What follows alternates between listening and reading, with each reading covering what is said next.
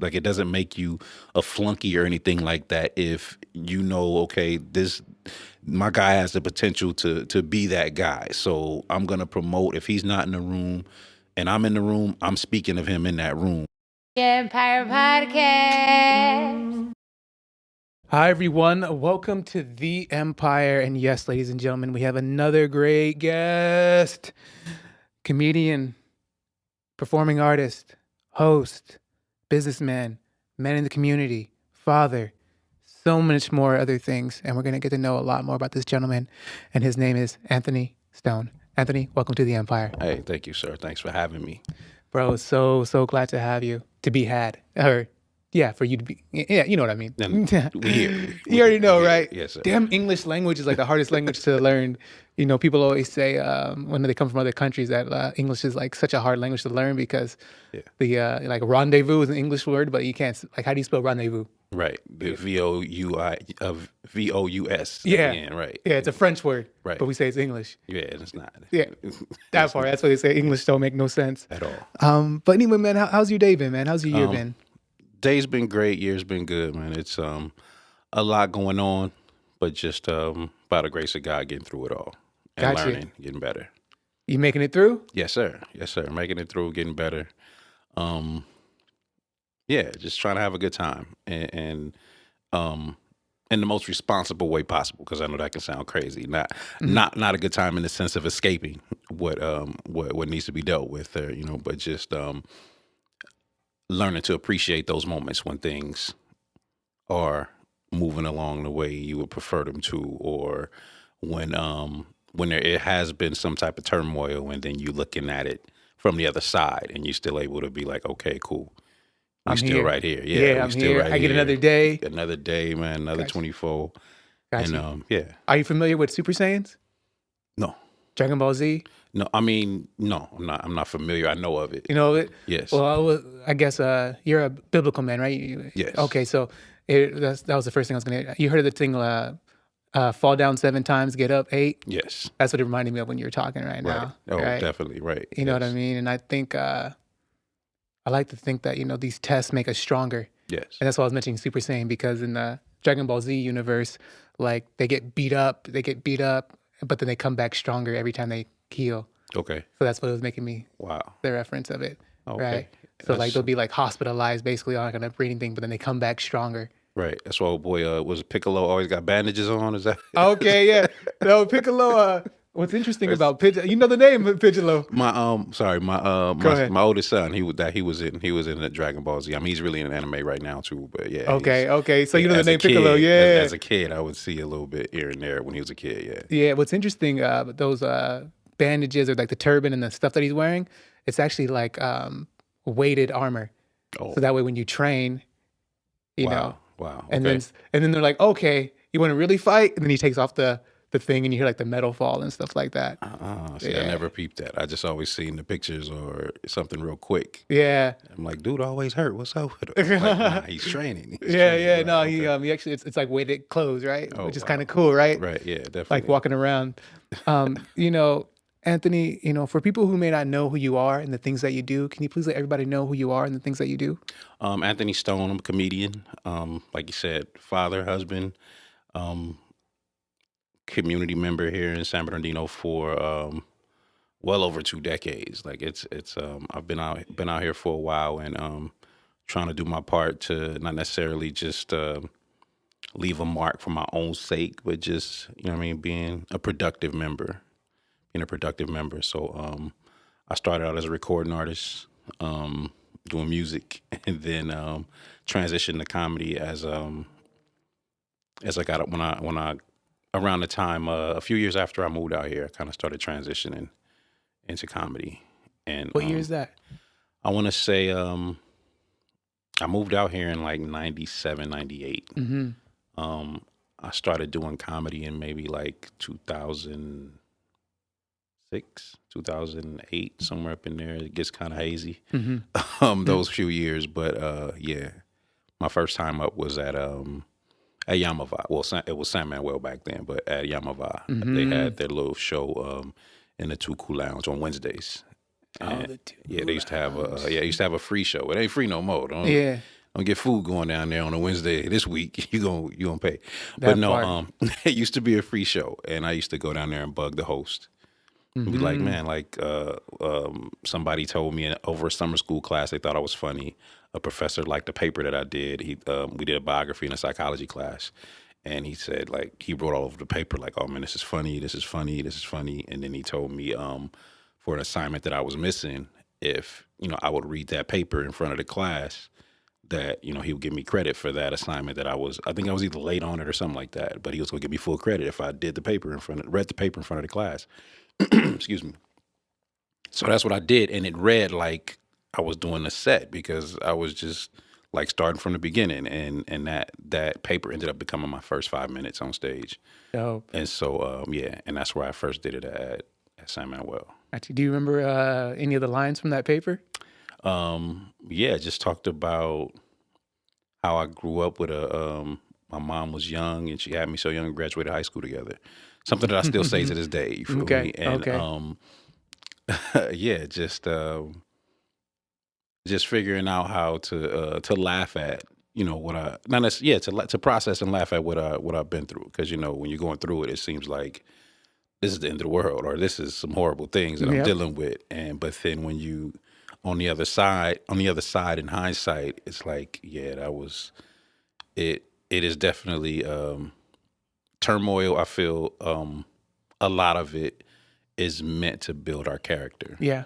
and give us those little traits and things that we're gonna need to persevere even further, because you think that's something, wait till you Yeah. wait till what's coming, kind of thing. There's Yeah. levels to it. Yes, God's definitely. preparing you for the next one, Yes, definitely, and definitely. and to make you stronger, I believe. You know Yes. what I mean? It builds character too, like you were saying, and it's always good stories to tell. You know what I Yes. mean? Oh yeah. That's always the great part. Oh yeah. My mom hates it though, but yeah, she Okay, just you got to give her a cut. You just got to give her a little piece. Every once like, hey, mom, I've been using you and telling stories, but oh, she sees it. here She's you like, go. every time I go on the TikTok or the I'm like, it's TikTok, mama. Every Mhm. time I go on the TikTok, I see Mhm. you making fun of me. Mhm.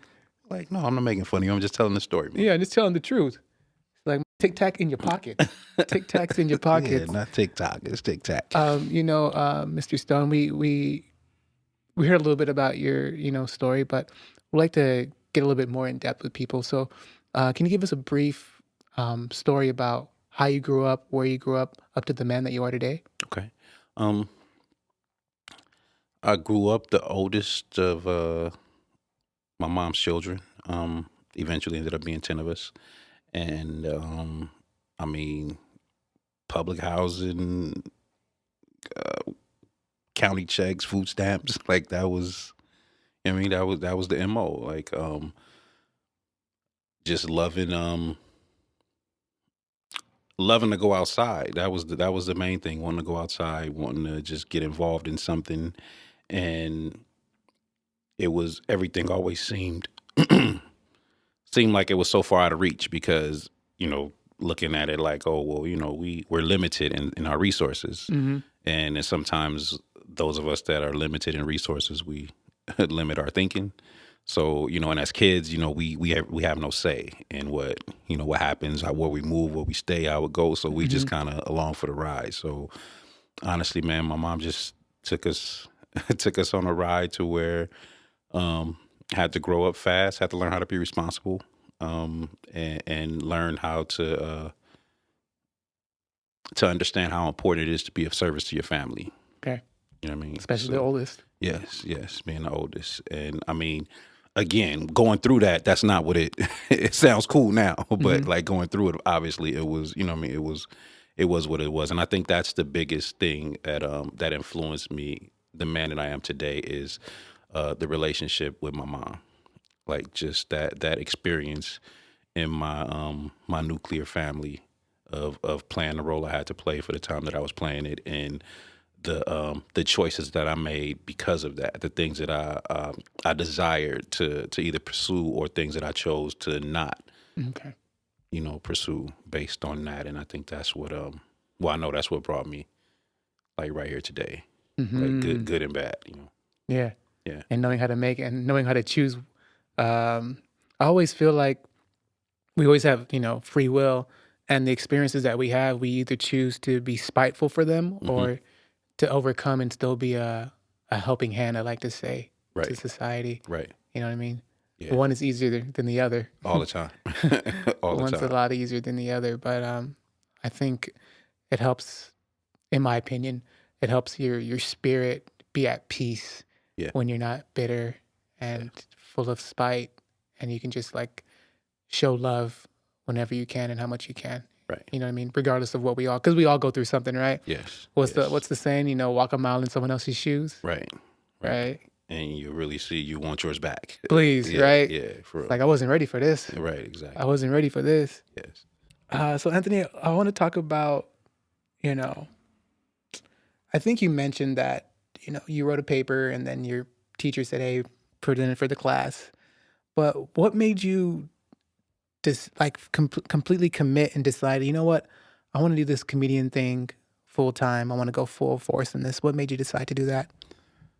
Just that, for one, growing up, one of our favorite things, because we didn't have anything, all we had was each other, was making each other laugh. Mm-hmm. Like that was we had a game like that, make me laugh, and if whoever laughed had to be the one to get up and try to make somebody else laugh, and so that's what it was. And then one of the first things that I learned as far as stand up comedy was Eddie Murphy Delirious. Like that, Okay. as I was like 10 years old, 9, 10 years old, the first time I saw it, and I remembered so much of it. So then it became like whenever we would go to family gatherings, that's what I was doing. I'm reenacting those jokes because not either some of the kids that saw it or none of them ever saw it. So then I'm like Mm, saying these things, telling them what Eddie Murphy said about the ice cream and his aunt falling down the stairs and all these different things and getting the laughs. And so that's kind of always been like my one of my things where I got if I wanted to I understood early, I guess, that the way laughter eases certain things, you know. So mm-hmm. um so as I like I said, I was transitioning out of music and everything, and that's something that somebody always I've always been told, oh, you funny, you funny, you funny. And it's different being funny in conversation versus actually trying to go on purpose and be funny, because if you're Mm-hmm. conversating with somebody, obviously there's some relevance there. There's things that I could probably say right now about this room, because we're both in this room, Mm-hmm. that you'll laugh at because you're like, oh yeah, because you're right here, you understand what I'm talking about, but people looking are like, it's not even funny, what are you talking about? Yeah. Right. So understanding that difference was what made me feel like I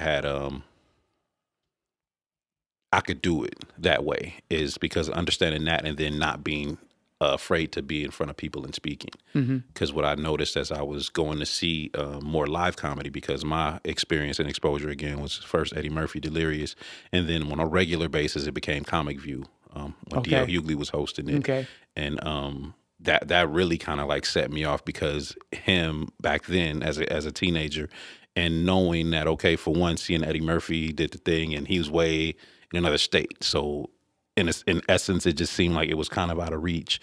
But then when knowing that D.L. Hughley was filming Comic View at the Normandy Casino and my aunt lived in Gardena, it was right down the street from, it was kind of like, and then the way he dressed and the way he talked and the things he did and said, he was easy. It was easy to identify Yeah. with that, and so that always set in me, like where I would go into a situation, not necessarily saying, "Oh, I want to be a comedian," but just I would just go into situations and kind of read the room and pick things to say to relate to that everybody could kind of laugh at or chuckle at, just to kind of ease it.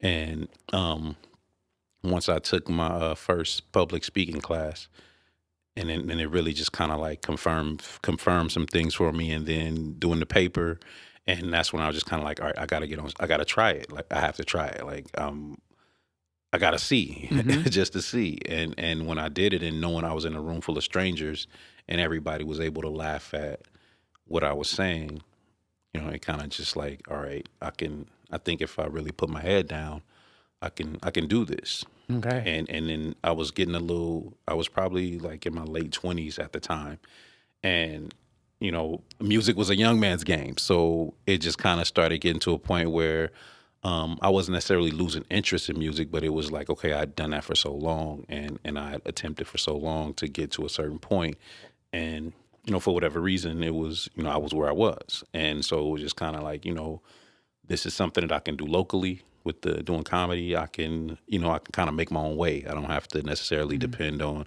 oh, if this manager is, or this record company this, or if this exec this or whatever, you know, I ain't got to present a demo kind of thing. I can just kind of like, you know, network and walk up and talk to people. And even if I needed to get my own mic and start somewhere, you know, it it kind of sparked that independence for me, like to where I didn't have that in music. In music, it was like, oh, get a deal, get a deal, get a deal. When it came to comedy, it was like everything was kind of like in house, so I could just, you know, make my way at it. And that's so it was like, I want to say like maybe 6 months after my first time, I was just kind of like, I really want to go in on this. Okay. But I always had that, like I said, with growing up with my mom, that responsibility to family.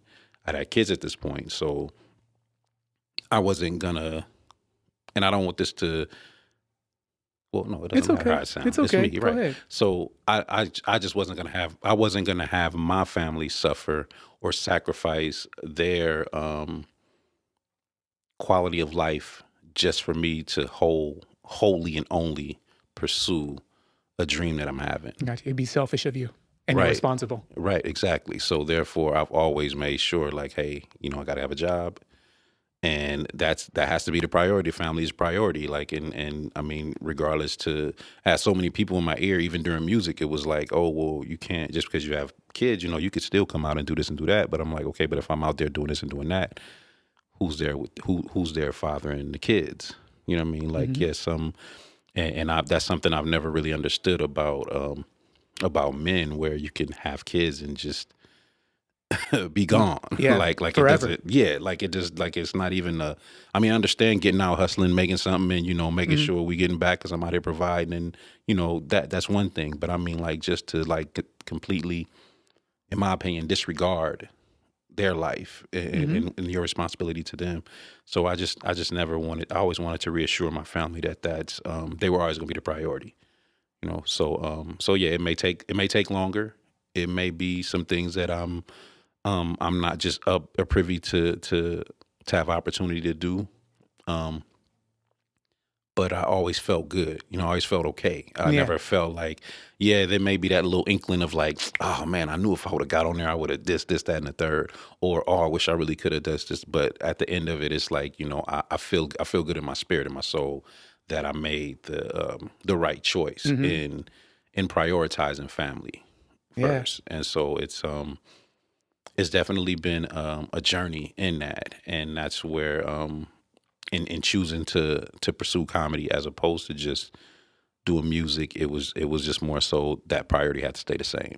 But I feel like with comedy, I had a lot more room because, again, I can do this locally. I didn't have to be in Hollywood. I didn't have to be, you know, in Burbank in front of the record companies trying to pass out demos. Capitol Records. Yeah. I don't have to be down there in front of that building trying to, you know, whatever. So it as long as I just purposed in myself, as long as I can keep that balance and that priority as family, I feel like I can pursue whatever it is that comes to mind at that point, because the purpose, my intention in it is doing well. So I feel like it's going to be protected, you know, from the Most High. So therefore, again, regardless of how long it may take or regardless of how it may look to someone else, I still feel successful.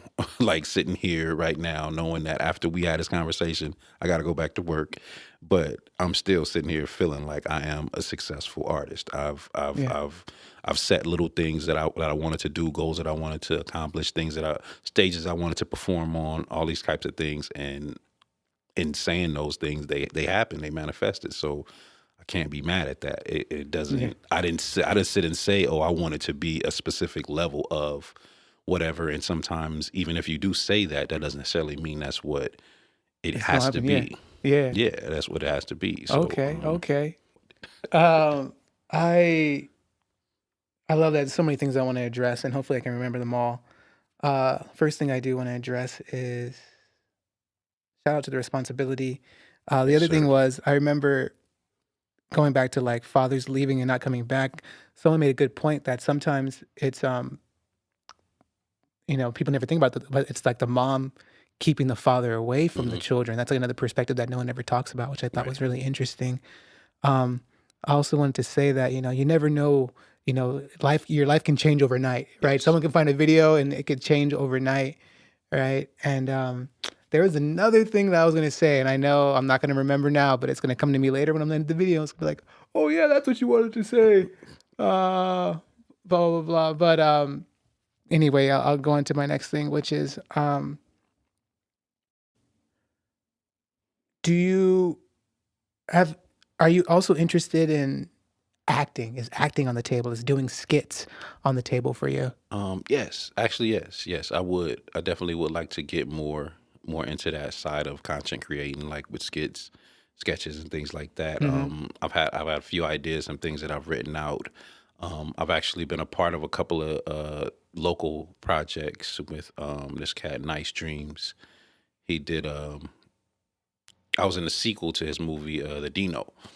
That can be found on YouTube. And then he was doing like a reality cop kind of thing where Okay. and I did like an episode on that as well, just trying to see what it looks like. I mean, I Mm-hmm. did drama and my 2 years I was in high school. I did drama for a year. I did also took drama while I was at Valley, getting my AA too. So I Mm-hmm. mean, it's definitely something. Another art form that I would like to eventually tell stories through. Yeah. It so yeah, definitely. And it's two different beasts, like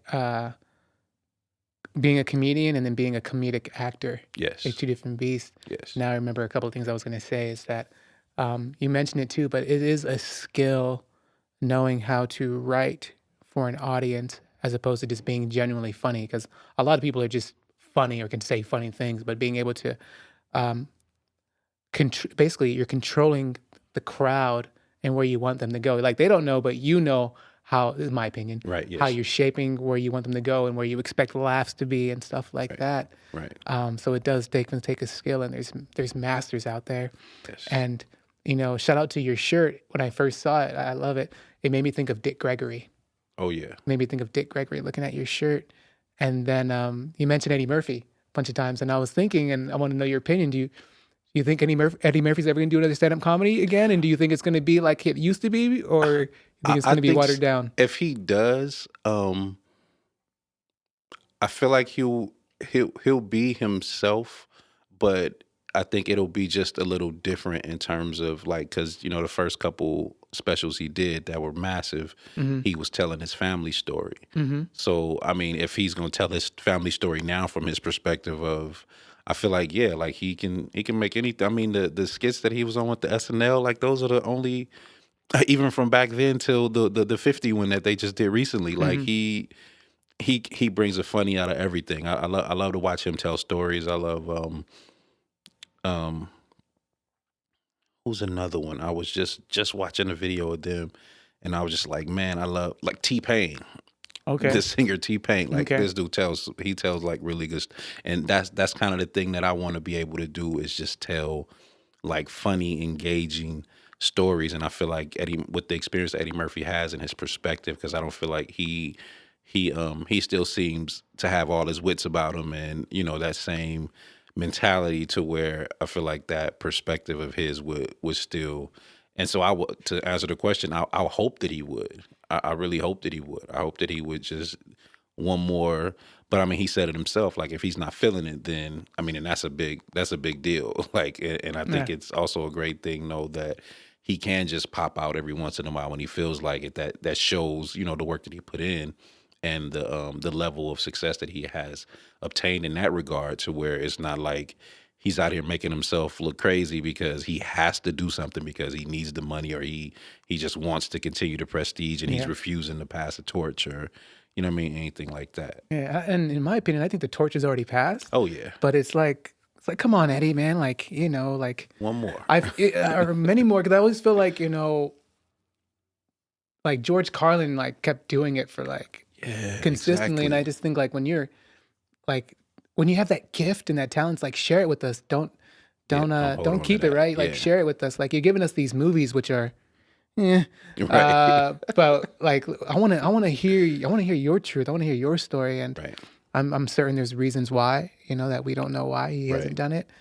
Um But then mentioning George Carlin though, yeah. like that was that era of say it how it is, Mm-hmm. to whereas now, oh, be careful how you say it, because now everybody else can tell you how it is, and it's like, how do you really, how can you really truly express your honest voice without Backlash. the backlash, or even just the that uncomfortability of possibly offending someone. And I guess that's my own way of looking at it, because that's something that I think about.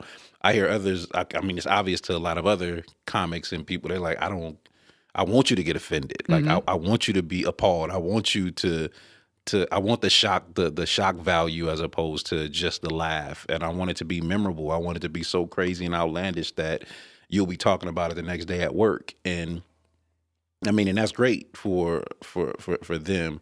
But just thinking back to, again, those two Eddie Murphy films, The Delirious and Raw, like just the way that he told his stories, that it's like, I just know he has something for what's going on right now, Oh, of course. So but Yeah. those reasons, I feel like, are probably just that, like the getting canceled thing, or the saying too much, or because Gotcha. it's levels to it. And Mm-hmm. excuse me, I feel like as you get, as you go up more, you exposed to more, you see more, more that they probably don't want all of us to know yet, or at all, for that matter. And so I feel like you have to tiptoe, and maybe that's the thing. Like, he doesn't want to have to, because I mean, imagine Bernie Mac right now doing the comedy special, talking about, Yeah. like, especially when the news about the communities trying to do this with the kids and all this other stuff. And like, if he would have had his opinion on that, the trans community, and I mean, like, imagine, like, just the type of backlash that he would receive, because he was like the one of the rawest of the raw, in terms of, Yeah. like, saying it how it There it is. is. Yeah. In my opinion, Anthony, I think, going to the Eddie Murphy, I think he's rich enough where he shouldn't have to care. Right, That's kind of how I look at it, right? right, He's got enough money right. where it's like it shouldn't care. Because I think a lot of people are scared because they don't have the finances. Mm, Um, yeah, I can see that. and my second opinion about people just being vulgar, I realized that when certain female comedians I came Mm, across, I'm like, wow, she is extra, like super filthy, extra. like filthy, filthy. And then you talk to her off stage and she's like, oh, no. I was like, Right. whoa, okay. Then Or be the first one to get offended if a guy offers to buy her a drink, kind of thing. I've ran exactly. into some. Yeah, I mean, but even in music, I feel like it's for it's always been this whole battle of the sexes, right? Like, okay, men make more than this, or men get more exposure for this, or women get this for that, or whatever. And it's like we aren't equal, in the sense that men are different from women. Not equal as far as equity is concerned, or what's deserved, or things like Yeah, it's that, our but just more perspective. so, yeah. So it's tough. I would feel. I mean, I would assume it will be tough on a woman who wants to break into certain industries, where they feel like we have to be as we have to compete with the men. You know what I mean? We Hmm. have to be able to say the most raunchiest things, because so and so says it, and look where he's at. And I think same thing with music. Like, it's like, once we had that one female rapper that got really famous off of being vulgar like that, then it was like, okay, well, hey, well, that's the pedigree now. Let's Yeah.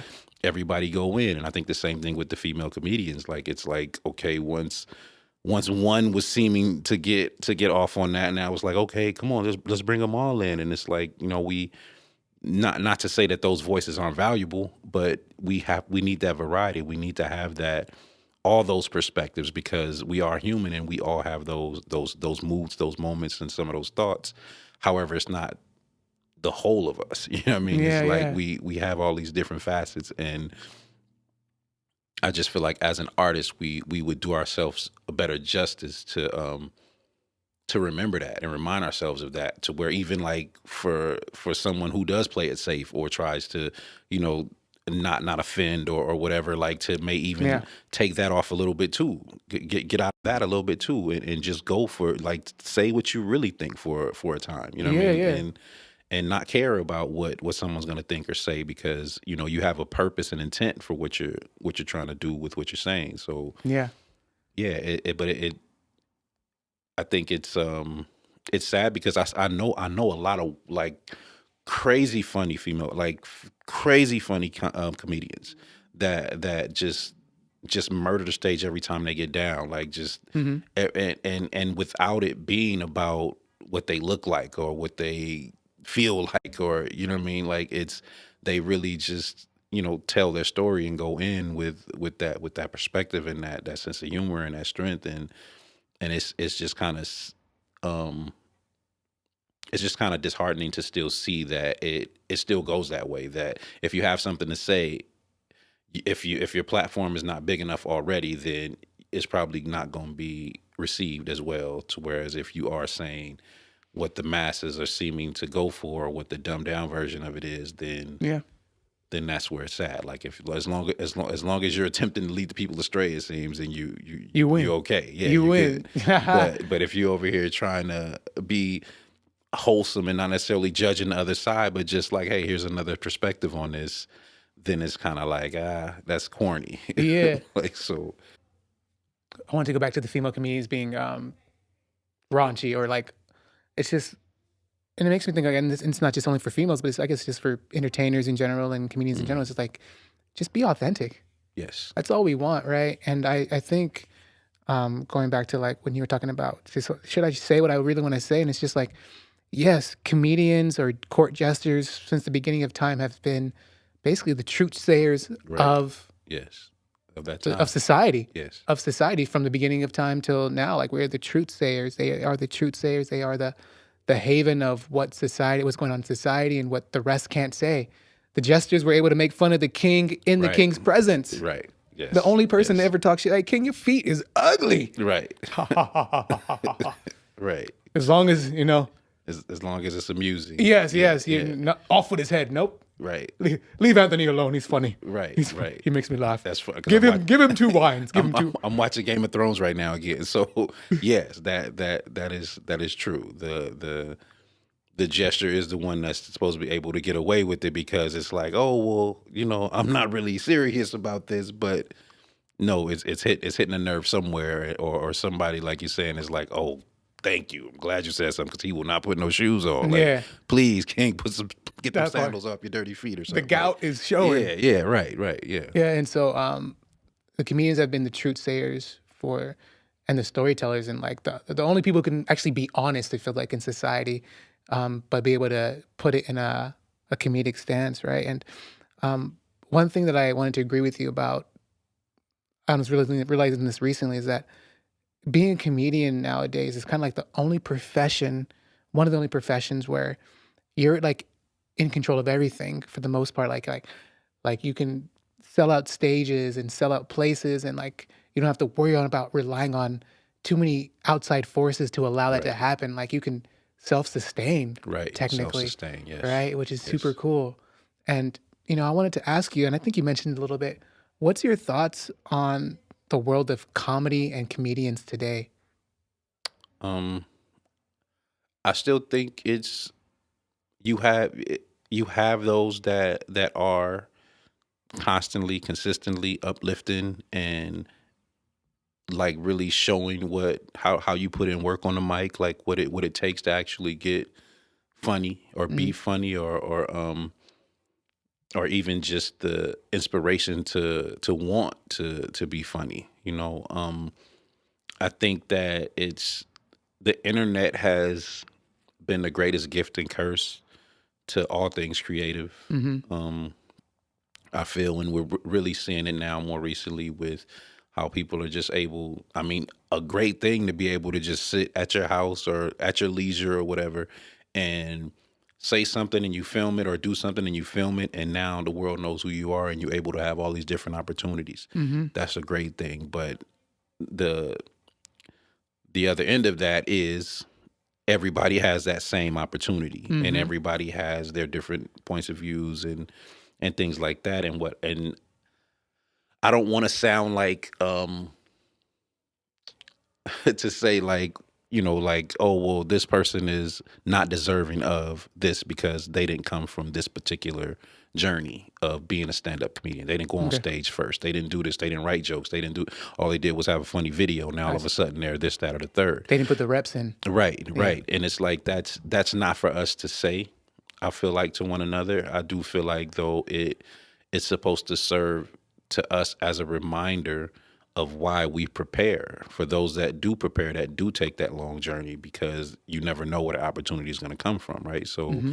it's just always best to focus on yourself as opposed to what others are doing, because you have no real control over that. True. So it is it is so much material out there, so many comedians out there, and Everybody's a I'm comedian. really enjoying, yeah, right. But what I really enjoy, like, is the way a lot of the cats that I know are kind of like trying to diversify the norm. Like, okay, yeah, you can go into the show and see somebody stand up and tell jokes for 15, 20 minutes or whatever. But then, like, now they're incorporating the roast me thing. So you see that a lot more, or The you crowd see, work stuff. yeah, the crowd Yeah. work stuff, like really trying to just figure out a way to keep people engaged. And again, you have those that are like, that's not this, that's not that. And then you have those that are like, but what are you talking about? Like, it's working, it's funny. And even if it is just for that moment that it works or it's funny, you never know what that comic is getting out, because some comics write on stage. Some comics write on stage. Some will sit down with a notepad and scribble down what they want to say. Others will just go and see where their mind takes them, look in the crowd, see your face, and be like, oh, ha. And then from that, they can go back, and now they're like, oh, I said this, I can work something from that. Mm-hmm. You know what I mean? So I just feel like it's the state of it is like, I feel like still in bloom in a way that people can still be really, really creative and productive because of these different avenues and ways that you now can, put yourself out there. But again, just as with anything, it's, there's good and bad to that. I just, Yeah. I do feel hopeful for the overall comedy scene and community, because you are having a lot of new voices now that are taking shape, and you still, like, I'm so glad to still see, like, cats like Cat Williams still working, DL Hughley still working, um, Cedric the Entertainer even. I even got to see Martin when he came out here. Mm-hmm. He was like one of my biggest inspirations as well, and I got to meet him early on as I started, like, doing the Comedy Store, and he was Yeah. happened to be in the main room one night, and I was able to walk in because I was on a show in another room, and it was just like, it was crazy to see him. But then to see him again recently, kind of see the difference in the faculties. But I mean, that I feel like that same spirit is still there. So it was kind of like a almost like an epiphany kind of thing, to say, Oh, like, interesting. those initial dreams and things that we start with, they can still be vital today. We Yeah. just have to figure our way of making them real, because it may not be. And as a fighter gets older or whatever, they may not be as quick as they used to, but they can get stronger. Yeah. So now it takes less punches to do damage to somebody. So Yeah. it's like, it's the same thing, just trying to make those adjustments to fit what it is today. So because if not, then what we doing, sitting around being angry and mad, and That I part. used to be, I used to cut all these little, they don't know nothing, you know what I mean? And Yeah. which a lot of these little niggas don't, but no, Mm. but I Yeah. mean, it's just about the perspective and what we control about it, which is how we react to it all. So again, I feel like it's still kind of wide open to an extent. I mean, Yeah. people talk about gatekeepers and all that, but it's like, it just depends on what your focus is and what your goal is. It's never really been my goal to be this huge, great star person, Mm-hmm. but I've always just wanted to be able to share what I'm doing and feel the appreciation from the people that do feel it. So if it's that one time I'm doing a show and it's like 30 people as celebrities, and out of those 30, 15 are like, man, that's funny, and I get 3 followers from there, hey, it was a good night. It worked. It Yeah, it worked. It worked. was a good night. Yeah. You know what it makes me think of? Going, I know you didn't even ask me, but the question about comedians today, and you mentioned about like putting in the reps, right? These comedians aren't putting in the reps, and I think, me personally, I think it's kind of like, I think about basketball, like knowing the fundamentals, Right. right? Like a lot of them are kind of like skipping the fundamentals, and Yeah. which is fine, there's avenues, but it also makes me think, like, it's so saturated. I guess the whole entertainment industry is kind of super saturated, right? It's like, because I remember when I was younger, like in the early 2000s, like I'd turn on Comedy Central and like nearly every comedian was great, Yes. seasoned, Right. good. Yes. And Yes. now I'm like going through Netflix, going through all these channels, and I'm like, wow, like, is anybody funny anymore? How did you get here? How did you get a special? Yes. Like, is Yes. anybody funny anymore? Right. And it's like 1 out of 25, maybe even more, less, to actually find someone that's funny, that actually has a good set. Right. And it's just like, wow. And it's just like, and it seems to be because it's oversaturated and people are just connected and people are just like, hey, well, just I can get you in if you, as Yeah. opposed to like, are you even funny? Do you even care about the craft? Right. And Right. shout out to everybody. Yes. Shout out to everybody who gets theirs or getting whatever. But Yes, I just like, I'm old school, I guess. Or I'm not old school. I'm simple. If you're funny, you're funny. If it's not, it's not. It's very simple. Period. Yes. Very simple. Yes. And a lot of people are not funny. A lot of people are not funny. Yeah. But like you're saying though, it's like, okay, you got the hookup, or you got this, or you got that.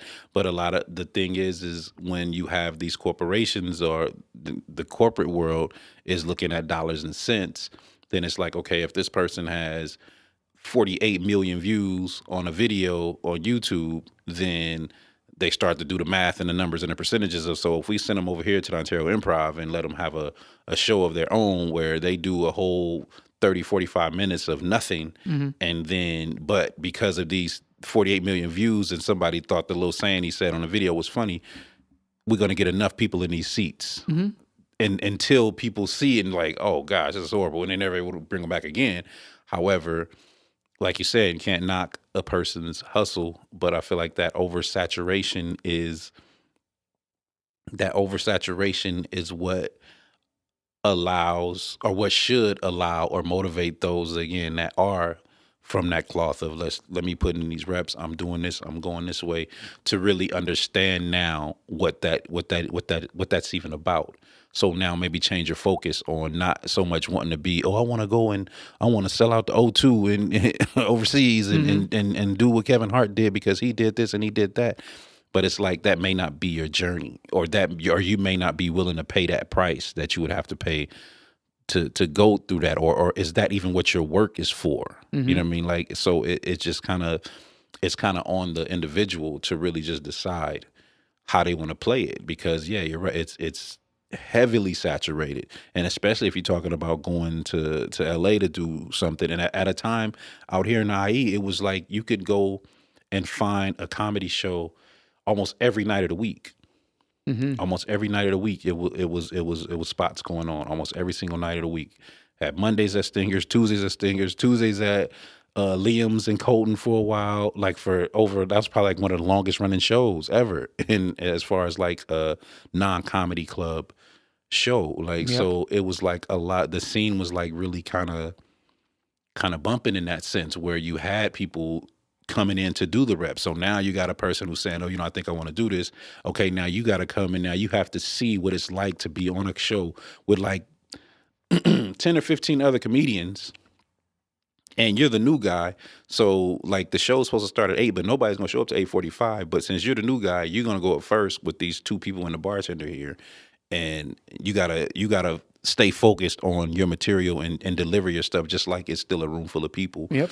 And you gotta, figure out how to get that out of yourself. I'm not saying you're gonna do it the first time just because you're thinking about it, but like that's what those reps are about, understanding like how being in that moment, understanding what it is and taking it for what it is, because it may not always be like that, but then it also may not ever be like that either, where you're up here. So you have to understand how to be grateful in those moments for those things. But everything is so quick now.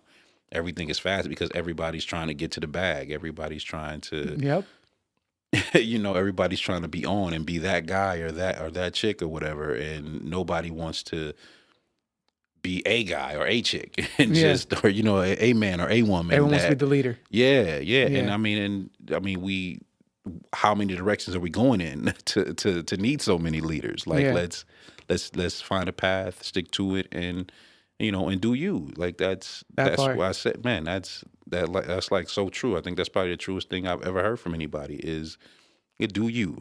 Yeah. Do you. It's okay to be number 2 and number 3 as long as you're doing what you love and you're good. Right. And it reminds me when you say being in a room empty and performing is like, this really separates the people who do it for the love and people who are doing it to get on, Right. right? And it also made me think when you mentioned like the corporation. There's a gentleman, and I can't think of the comedian's name, but it's a black guy, and he said he did his own comedy special. He funded it, and then he sent it to Netflix, and they denied him. Ryan Davis. Yes. You know exactly what I'm talking about, right? Yes. And Yes. he was like, am I good enough? Am I not good enough? And he's like, he checked this thing, and he's like, long story short, folks, he's like, I am good enough. And basically, I don't need their approval to prove Right. that I'm good Right. enough, Right. which is interesting. Going back to them. I feel like you want to say something about Ryan. Do you want to say something? Just that, yeah, like it's so true because you have so many people who are different kinds of funny. And I think that's what gets lost on people too. So then because for a while, every time you saw a black comedian, he was yelling and cussing. Like everybody thought they had to be loud. Everybody thought they had to just say a curse word every other word. Like everybody thought they had to be vulgar. Everybody, because so and so did it and so. And it's like, no, like we have all these different temperaments and facets of ourselves. And so if everybody's trying to do the same thing, then like what are we really all doing? Then of course there's only going to be one or two people that get on, because if everybody's doing the same exact thing, they're going to pick the ones that's doing it the best. But Yeah. like if you allow yourself to think outside of that and really kind of just dig into who you are. That's why for me, I had to start telling my story. And I feel like that's what Ryan does a lot. He tells his story, and he goes at his own pace.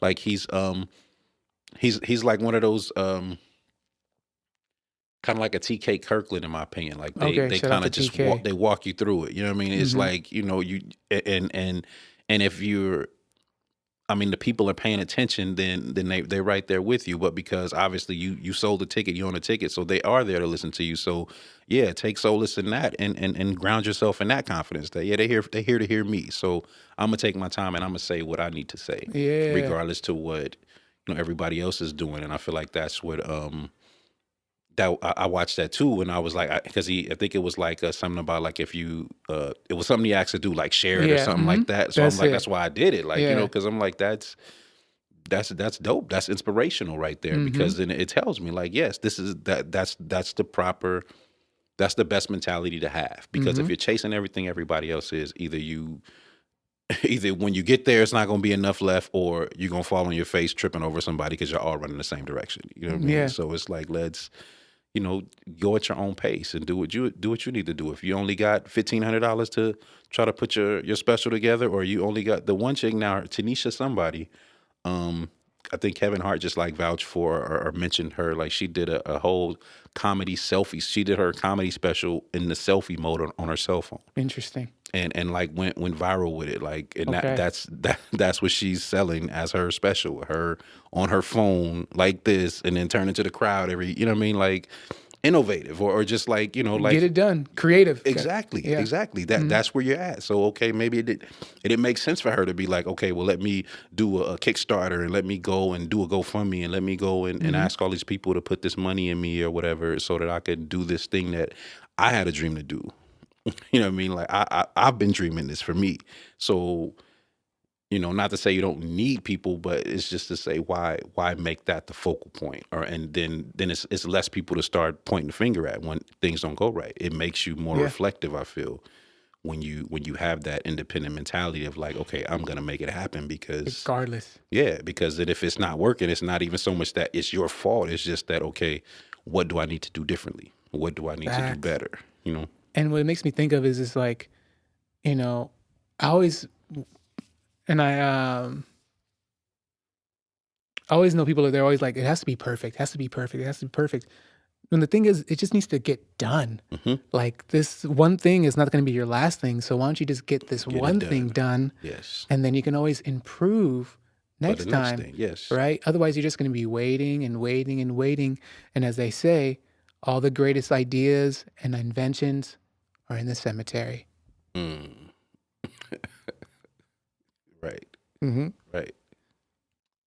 What's your thoughts on the IE comedy scene? Is there an IE comedy scene? Not as much as it was before. I think a lot of, especially once the pandemic hit, a lot of places just either didn't open back up, or when they did open up, everything was different. So now it's like, okay, we don't have the budget to do. I mean, it doesn't make sense for us to pay for this or pay for that when we can only have X amount of people in here. And then it was just like, okay, so then everything went to like Zoom and everything like that, and it just kind of like never really Bounce back. got back around. Yeah. And my personal opinion, I feel like a lot of it happened too with like open mics killed the comedy scene in IE, in my opinion. Can you explain? Because open mics, to me, that's like a public writing table, right? So I don't think that's about getting a crowd to, it's not about getting a crowd to an open mic. It's about getting comedians and creatives to the open mic. Because then now, okay, so all right, Antonio, you up. You got 5 minutes. You do your 5 minutes. Okay, I'm trying this joke, this joke, this joke. Everybody else got a little pad out or whatever, write Antonio's name on it. And we're intentively listening to you, trying to see where you're going with your material. If it doesn't work, I don't think that. Maybe you could say this. Or if you have nothing to say, you don't say anything. But the point is the exercise is for us to get better, right? So Okay. most people took advantage of the fact that, okay, well, I can go into a venue that's a nice spot. It's in a nice area, and it could possibly work as an actual show or something. But I'm gonna get it. I'm gonna do open mic style things, but I'm gonna promote it like it's a show. And then so people are coming out and getting this undone taste of comedy. Okay, unpolished. Yeah. So then they're kind of just like, and then okay, then they're riffing and everybody, and it's not, and there's no real structure to the open mic again. Like, because for me, when I was going to open mics, that's what it was like. Everybody's sitting down, everybody's listening, not everybody's standing outside posing, doing whatever, and just waiting on their turn to go up and feel like, you know what I mean? It's like, no, we're doing this as a collective. And then at that point, then it's not about, okay, how much I'm getting paid for being here, or how much is the venue paying me for this or that, because the whole point is that we're trying to strengthen the scene itself. So then therefore, if that's a Monday night or a Tuesday night, then from those 2 nights, now we got the Friday and Saturday where it's the actual show. And now, so some of those things that you've been working on this week, let's go see if they work. But I think people were just more so about having their name on a flyer, having their name attached to a venue to say, oh, I got this show here. And I feel like once the people just kind of got sick of it. I just, again, this is just my personal opinion. People just got sick of it, because it's like, okay, you you putting like 20 people up, mind you, and then you may have one funny one, because now you build a relationship with a comedian that you met working or whatever, and now it's like, okay, I'm gonna bring you out here, but I'm gonna wait to the end to put you up after I put up all these terrible people or these, excuse me. No, that's fine. Good, that's fine. Terrible is fine. Terrible is fine. Terrible is okay. Yeah. Putting up all these people that need work, and but had me like up here spending $5 or talking about a 1-item minimum or something like that for this, and then I gotta wait till like almost 12 o'clock because you got 30 people up here and you're giving all these people 5-10 minutes or whatever, and like not really looking at the I feel like they weren't looking at the structure of a show. There was a cat who was doing something like that, and he had a lot going on.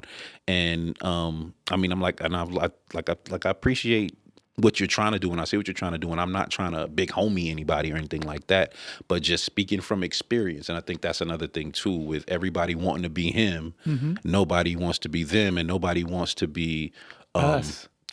Nobody wants to be talked to, or like just because I'm not out here flashy or on some other stuff or paid or whatever doesn't mean that I don't have insight. Yeah, wisdom. Yes. Yeah. So it's like, and I made the mistake and offered some unsolicited wisdom, which then I feel like just kind of made things a little awkward. But it's like, I feel like it's whatever, because it just still needs to be said. But then the same thing's still happening.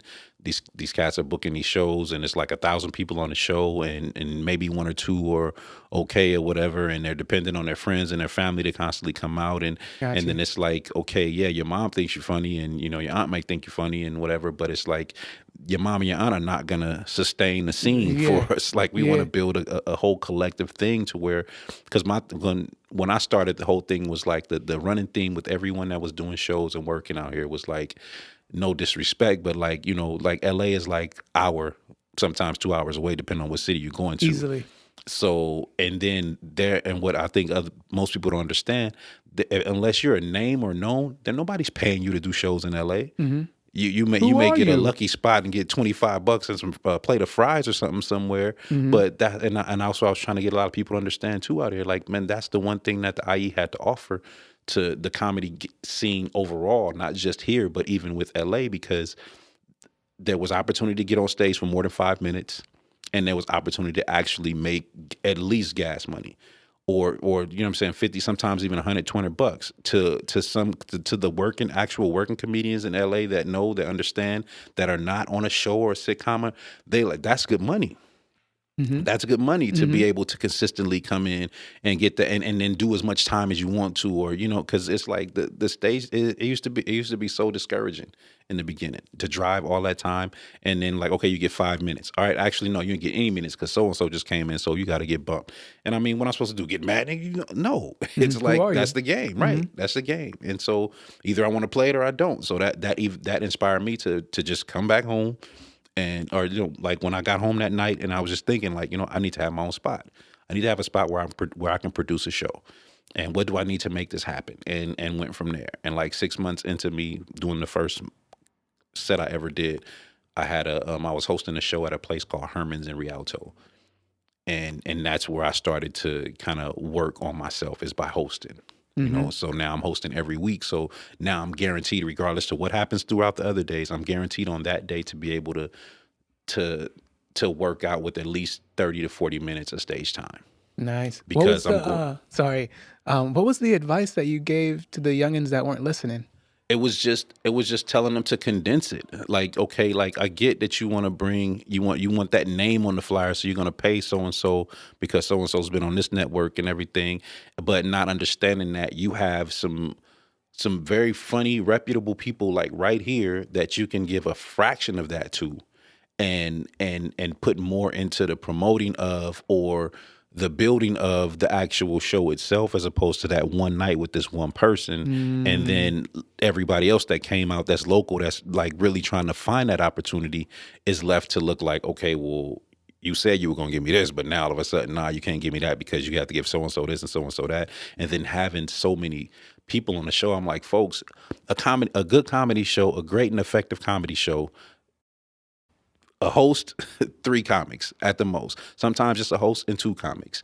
But like, when you starting to get into 5 and 6 and all, that's a festival. And we didn't sign up to come to a comedy festival on a Wednesday night when we got to go to work on Mhm. Thursday morning, or even on a Friday night when you got, when the show can be over by 9:30, 10 o'clock, and I can still go hit the club, or I can still go and have dinner with whoever I came to the show with, or Yep. something. Like, it was just no real structure. And that's what I was trying to offer, like the structure, the formula that I learned from people that I watched do shows, and then doing shows myself, and understanding, like, yes, that makes more sense, because now not only am I condensing it and having a more effective show with more punch, and then now, okay, so it was so short, or it was so good. Okay, when's the next one?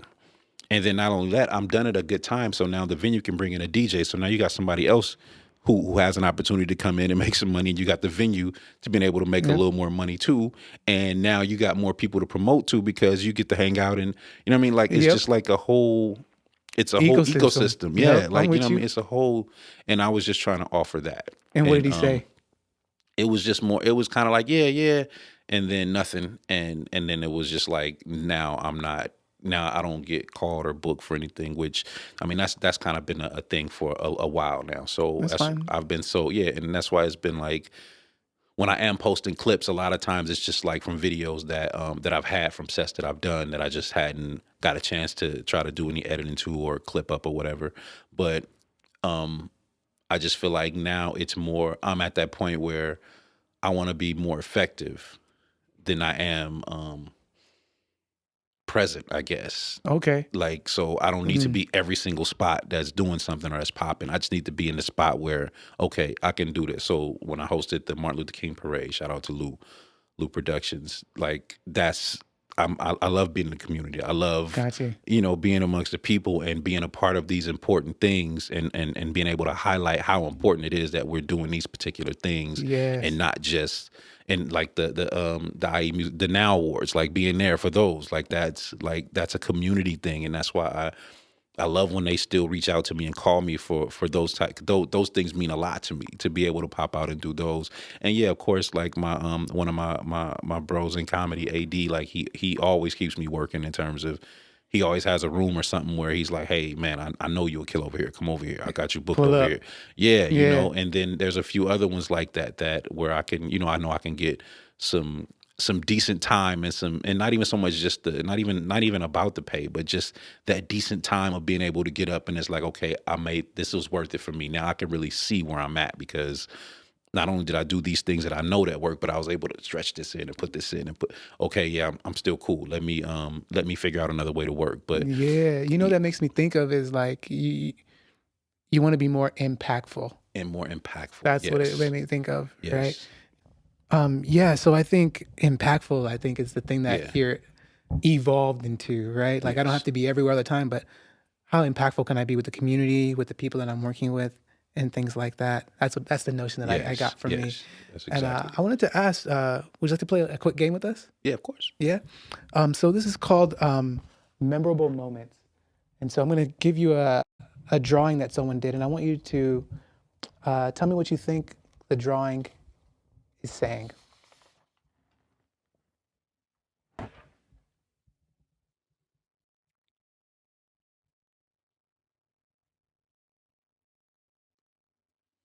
Don't read the back. Oh, Not okay. No, yeah. I thought I was about to show it to the Yeah. thing. Okay.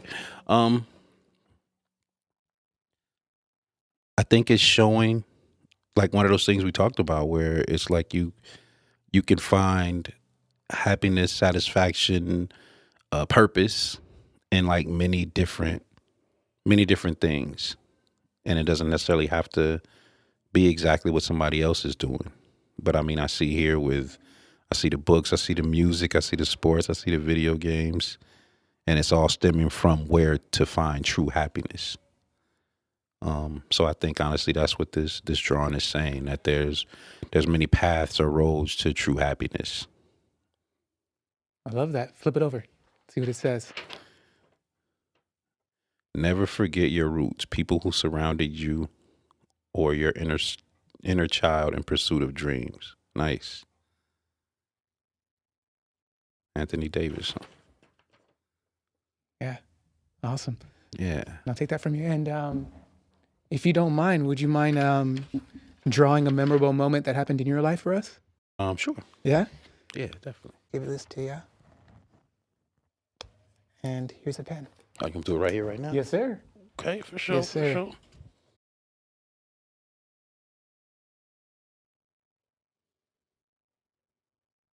Thank you for that. Anthony Davis is goes by Personal, the rapper Personal. Okay. That's who that was. Nice. That was his story. And thank you for sharing yours. There was the IE comedy scene, right? Yes. Yes. Do you think that it's possible to have like an Ontario improv out here in the IE? Yes. Yeah. I think it is. Okay. I think it is. It's it just takes a certain kind of effort though from all involved. And I think one of the biggest efforts I feel like has to come from the community on all levels, like be it the people and especially the city to figure out what we need to do to make these areas a lot more, not even necessarily attractive, but just safe, like where people feel comfortable going. Because right now, um, everywhere just everywhere is like looking kind of dismal in a way, Mm-hmm. and I don't think it's this is not about like trying to find fault or anything. It just kind of like the reality of it. Like the places that I remember going in the beginning are like kind of like are like no more, or like shells of what they used to be. Or Give us an example of some of those places. I would say like well, Stingers is gone. That was a really dope spot. Liam's is still here in Colton. They from what I understand, they may be bringing their scene back. And but one of my favorites though was Harley's. It was off of Hospitality. I think it's called like the Row now or something like that. Mm-hmm. But it's right behind that Calaveras restaurant. that was like one of that. I think that place had the most potential of a lot of places, like where the venue was set up nice, the service was great, the turnouts were always good, and I don't know what happened as to why it just kind of stopped when it did, but I think like it was like some stuff where people were saying, "Oh, you did this on this night and this night," and most people just kind of like throwing their hands up. So it wasn't like some type of what I feel like some type of necessary thing for it Mm-hmm. to end. But I mean, I was on the outside looking in and just kind of enjoying the moment for what it was. Or even with I know for a while, Yamava had the Laugh Factory Oh, okay. in there. Tiffany Haddish was the host for that, and I Interesting. got to do that room quite a few times. And but I mean, it all just it's always that the creative community or the creativity of the art form versus the ability to monetize it or to, Mm, and so it's like the people in the places that own these venues, it doesn't always make sense to try to do things that are more geared towards what works best for being creative, like like like from drink specials to something like just something yeah. to kind of or even just pouring more into as far as promoting, because again, a lot of the businesses in this community are still hurting or trying to or Bounce just trying to back. stay afloat. Yeah, Yeah. yeah. So it's so that's why I feel like it can happen. But I think again, it would just take that real concerted and intentional effort from all of us, like on each level of it, like finding a place and then making it where everybody can feel welcome, and Yeah. everybody can feel safe and included. And yeah, like our celebrities, even like that's always been a fun spot to go to. But it's like I feel for Max over there, and Mm-hmm. the fact that he's always trying to provide that space for the community, for creatives. But he's working against a lot of things in that, a lot of elements that we're all working through or working against, just Mm-hmm. being a part of this city and being a part of the time that we're in now, with so much homelessness, True. with so much I mean, and just like kind of like seeming like so little resources that are staying here, where all the other areas are seeming to get The what they resources. need, and Yeah. then we're kind of just like, y'all ain't had it before, so you don't need it now, Yeah. kind of Yeah. thing. Like so. It's interesting 'cause I think I had Danny Tillman on, and I think he was talking about how there are people who are benefiting from San Bernardino struggling, Hmm. Oh yeah. which is a very interesting Oh notion to yeah. think about. Oh yeah. Yeah. 'Cause you have several nonprofits in the area, like, and know, and like just having knowledge of that itself is kind of like, okay, well, where are all these services then? I know, because somebody's getting contracts, somebody's having this, somebody's having that,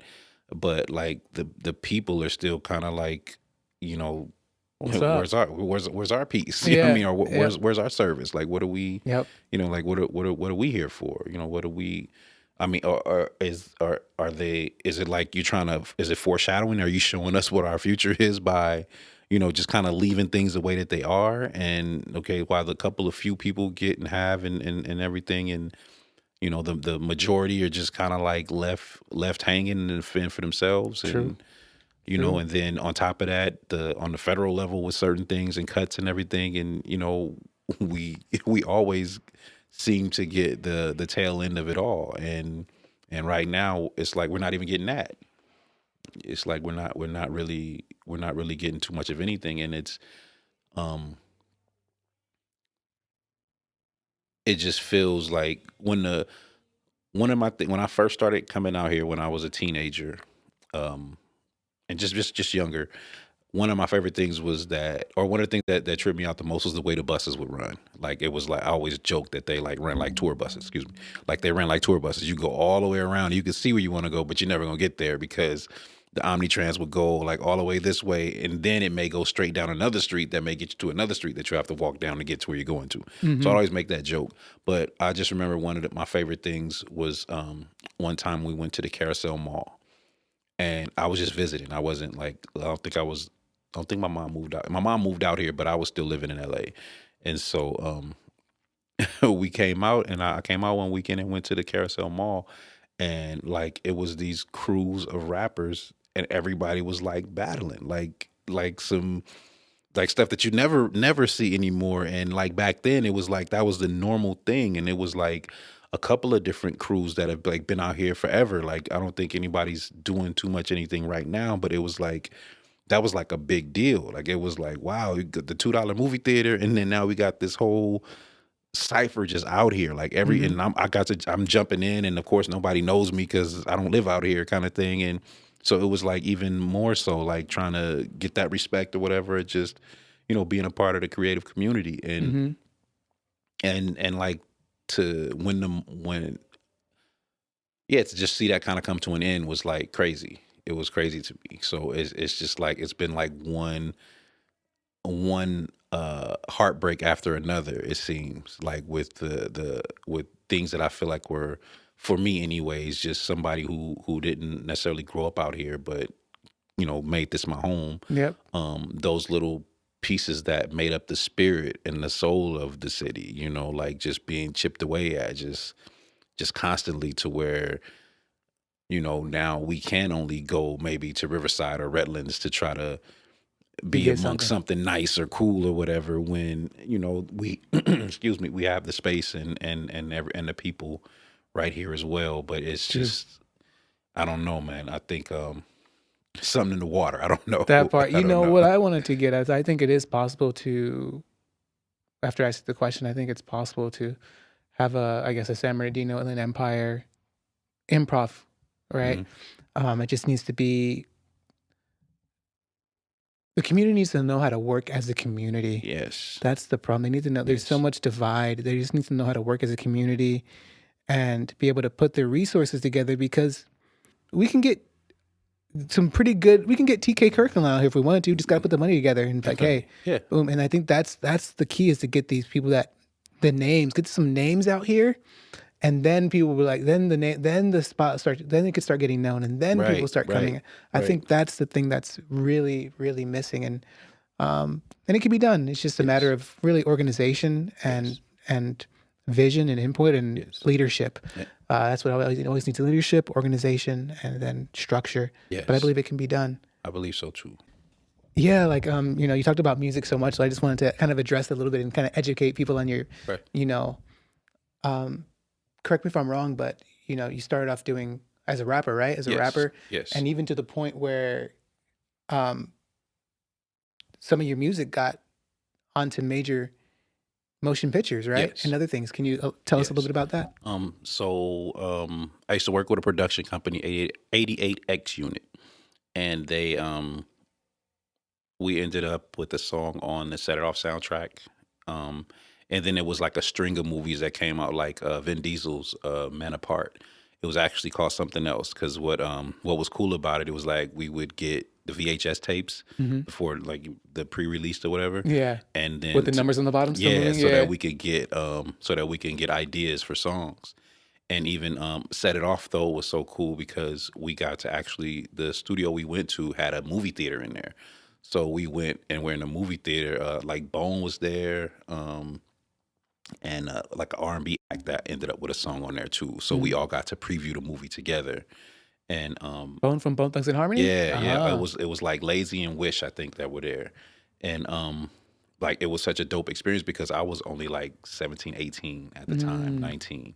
Like I was saying earlier about like how I had these little goals. So when I started out, when I first decided I wanted to rap, it was like from all the time at 10 years old. When I was 10 years old, me and my cousin used to stand on the milk crates outside our apartments, and we would have, one of us always had a radio, and or the one of the cats who had the nice cars would be in the apartments with his trunk open, just beating whatever. And it was always, surprisingly enough, I mean, we listened to a lot of, I heard a lot of West Coast, like with Toddy T and Mixmaster Spade, Coolio, Dub C and the Mm. Math Circle, then eventually NWA and all that or whatever. But a lot of those cats played a lot of East Coast music too. So I was always hearing Rakim, that Paid in Full album, um, Heavy D, gosh, like Kool Modi. Like it was just like so it was like a good mixture. And Mhm. then K Day was the radio station at the time. It was on AM dial back then, 1580 KDAY.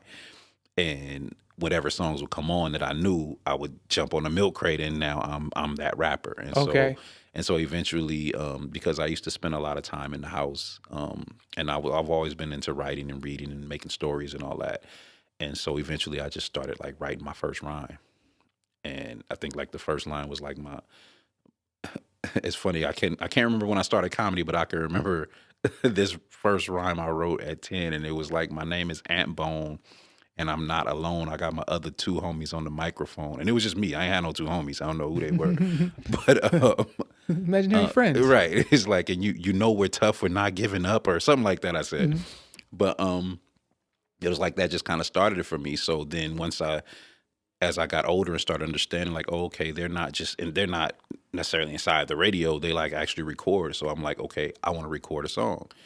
And my cousin Chuck, rest in peace, I used to record with like a double cassette player and then like another, like, so like basically two radios. And I'll be in the two radios. The beat's playing on this one, I'm recording on this one. And then I don't know how I knew, but I just know, I'm like, it needs to be fuller. I need to have ad libs, and so I would switch to tapes, and like, so we basically started recording ourselves off of that. And then one time we actually wanted a mic, and we didn't have one. And my cousin, again, God rest his soul, man, I miss that guy. He figured out how to rewire a earphone, because the Walkman earphones had the cords. It wasn't no cord.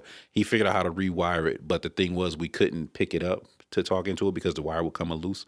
So we had to lay on our stomachs on the living room floor to record our verses. And we still had the song playing on the radio right here, but then now we had a mic, so we're recording straight into. Yeah, it was wild, man. It was wild. So just from that, I'm like, okay, now I want to record in the studio. Then I end up meeting 88X Unit when I was like 16, 17. Got in the studio with them, and they were more so, because of what I talked about. I wasn't like, I didn't gangbang, so I didn't talk about gangbanging. I didn't know nothing about selling dope, so I didn't really, I mean, I knew of it, but I didn't, so Yeah. I just talked about regular stuff or trying to be positive. And I think they didn't really understand how to market me, or like how to push me at a time in the late Interesting. 90s, when mid to NWA. late 90s, when that was the turn, like 90, 91, 92, I would have been popping, because that was conscious rap all the way. But then after 92, 93, then it got more towards the hardcore, what they call gangster rap now. But in me, it's just all West Coast hip hop. But he liked my pen. He liked the things that I said. He liked my flow. So he started me writing for a girl group that he had. Then they would go around to all the different middle schools in LA. And I met this dude through a cousin of mine who told me about him. And I had to go to the Sheriff's Activity Center in LA. And I was nervous as heck, because I'm like, we gotta go to the sheriff's station to meet this dude. Like, is this the police? Like, Yeah, is this undercover? right. But I mean, it worked out, and I ended up, like, he hired me to write songs for the girls, and then for him as well. What was the name of the girls? They were called Girls in Effects. Okay. And they had like a little newsletter. They were they were really popping in the middle schools and high schools back then. It was cool. It was good. It was cool to see. And it was definitely cool to be a part of, like, okay, I wrote a song and they're performing my song. It's like behind the scenes. Yeah. But the thing was like, for every song I wrote for them, he would let me record my own song. So it was kind of like, and I was with it, because again, I set these little micro goals for myself, as I see now, like, to say, okay, I want to record a song. Okay, now I want to record in the studio. And I made that opportunity by, networking and working with this guy. And so what happened with the Set It Off thing was, I was writing a song for him and another guy. And so the producer of the song, X-Man, he knew how to, he spit his part. He was pretty okay with rapping. So he spit his part that I wrote for him, but the other guy couldn't pull off the flow. So they basically, the demo track that I spit for them to learn the song is what ended up being actually in the movie. So he cut out me on the parts that he rapped, the producer. And so it wasn't even, but that wasn't even in the plan for me to be on the song. I was writing the song for somebody else. And because he couldn't pull it off, he just left my vocal on there because they had a deadline. And The rest is history? The rest is history. Yeah. Ooh, and so like from there, like, it was so like from like 96 until about like 98, 99, had a pretty decent run of getting songs in movies, like even some straight to DVD films or straight to VHS films. Yeah. We had some placements in.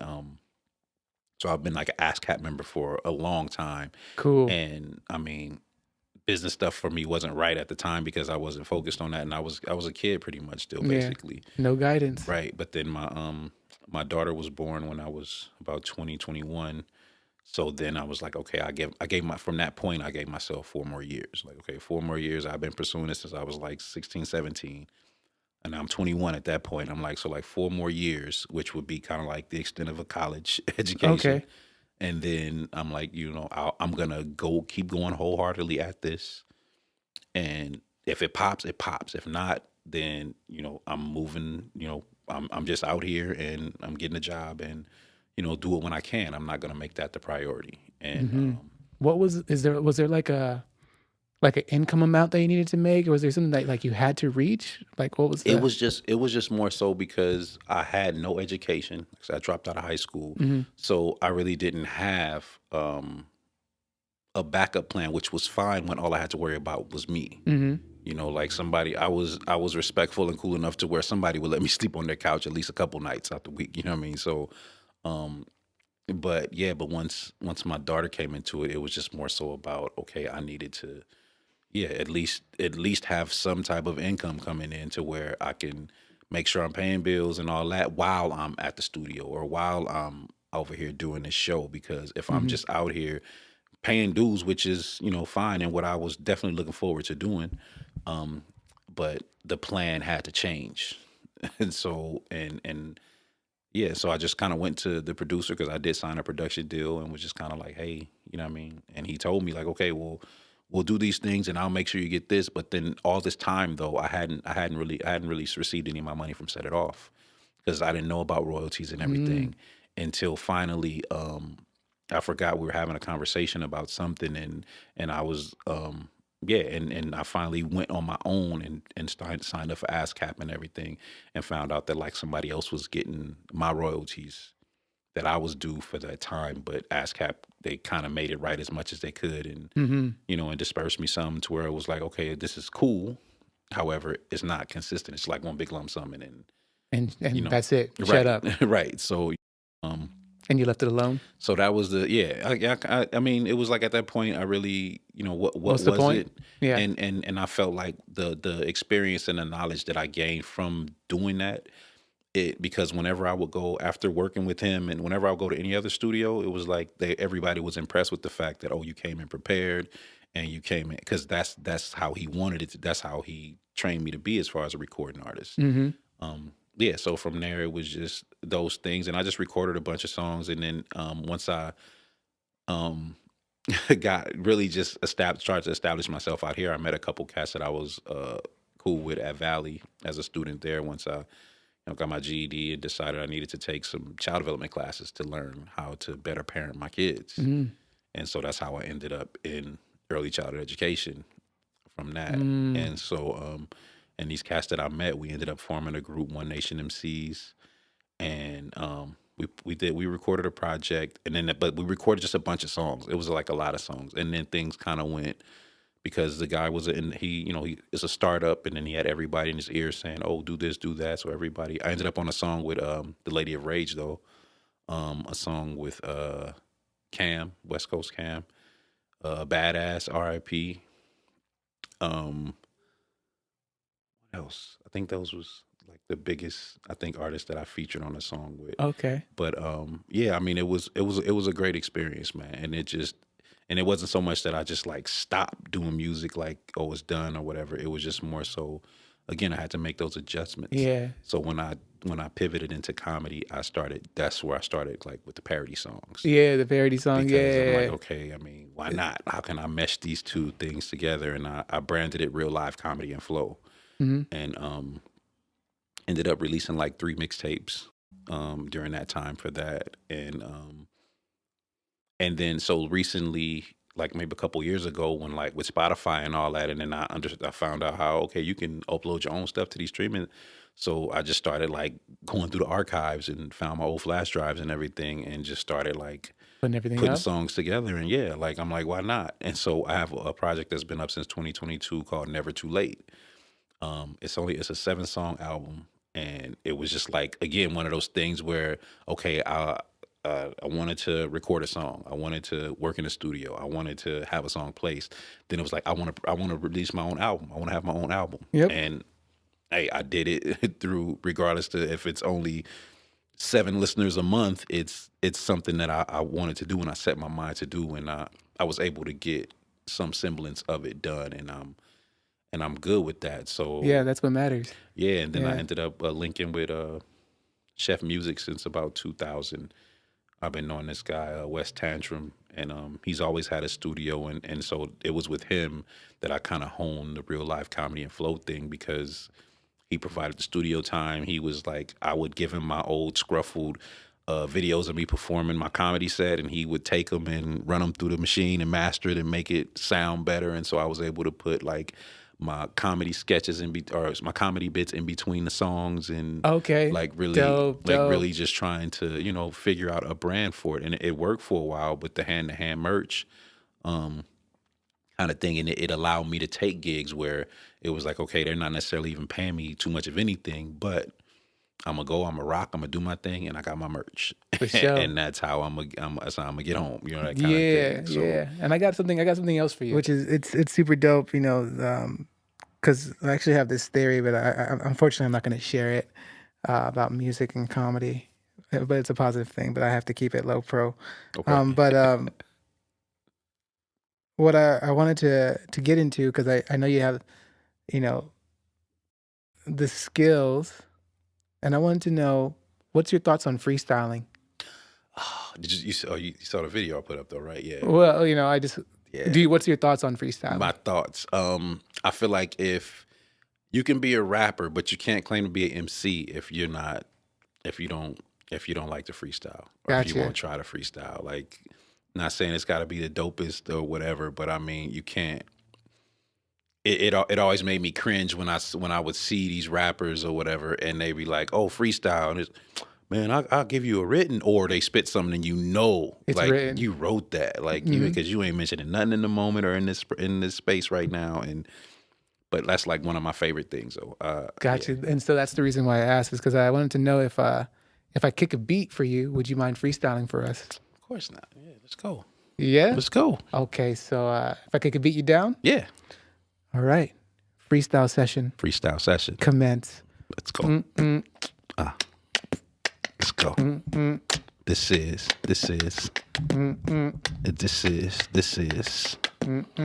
You are with the 2 A's on this Tuesday. Yeah. I freestyle my way. And Stone on the microphone, I gets busy. People looking at me unfamiliar, like, who is he? It's that same cat that's been teaching your kids. It's that same cat that tell you exactly what it is. It's that same cat that freestyle anywhere, any place, anytime. I got so many rhymes, and I'm just gonna keep going as long as the beat rock, huh? No octagons, homie, don't stop. I ain't the one that always pauses, but I'm the one that gets down for the causes. And this is the Empire Podcast, huh? Yeah, I'm gonna try to make it last. And as long as Ant keeps on beatboxing, Stone gonna keep rocking. Hey, that's what it is, y'all. These freestyle bids, y'all. And Stone in this piece with the Empire. Y'all say it with me. Yeah. Awesome. Thank you, Mr. Stone. Thank you. Thank you. Hey. Thank you. Hey, so he's calling out you MCs out there. He's calling out you rappers. He just Man, just no scaredness, no nothing. Come on, don't be scared. Yeah. Don't be scared. All you can do is mess up. That's it, right? That's Fear. it. Even the ego kicks its bird out of the nest. You got to. Good luck. You got to. Good luck. R.I.P. to Shadow and Jackie's little ego up in the mountains too. Oh, Yeah. dang. Yeah. Dang. Sorry. So yeah, let's talk about your experience with L.A. Russell. How was that? Oh man, that was dope. And I gotta shout out my beautiful wife for that, Mama Donna Marie. That was her. That was all her. She we've been vibing to his music for a while, ever since quarantine. And so we get to the show and do the meet and greet. I mean, he's cool people. Like, he's great, genuine dude. Like, I have to say that for my experience there, that's been the best experience I've had. And with the least amount being paid for concert tickets. My wife and I, we like to frequent concerts a lot. and we paid to see Lauryn Hill. Talking about almost $500 a ticket, Mm. and it was probably one of the worst experiences I've had. And Lauryn Hill was like one of my favorite artists, one of my wife's favorite artists, and we took our resources and put them and got those tickets, and was so hurt leaving because it was just like she didn't care about us. And so with the exact opposite for the Russell show, like this, like he's for the people, he's of the people, and it's just real genuine. It's not, you can tell it's not forced. Like we did the meet and greet, gave a pound, said a quick word or whatever, and then so he called some dude out to rap. Because I mean, this is something that he does at his show. So he called one dude out first, like, "Oh, come up here."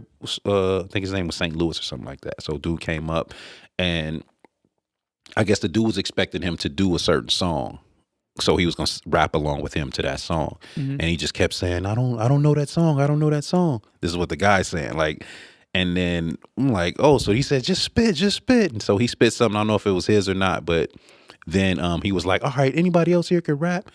And my wife hit the roof. Right here, go, go, go, like pushing me up there. I'm like, I'm not saying that again, not scared, obviously, but Mm-hmm. I'm here to have a good time. I'm not trying to jump out and I don't have to be the center of attention, every Mm-hmm. time, we out, we just vibing. It's about me and her and the music or whatever. And yeah, so then I went, but I have to say though, um the part that I'm so proud of is the fact that when I started and he's like, "Oh nah, come on, you got to come up here," kind of thing.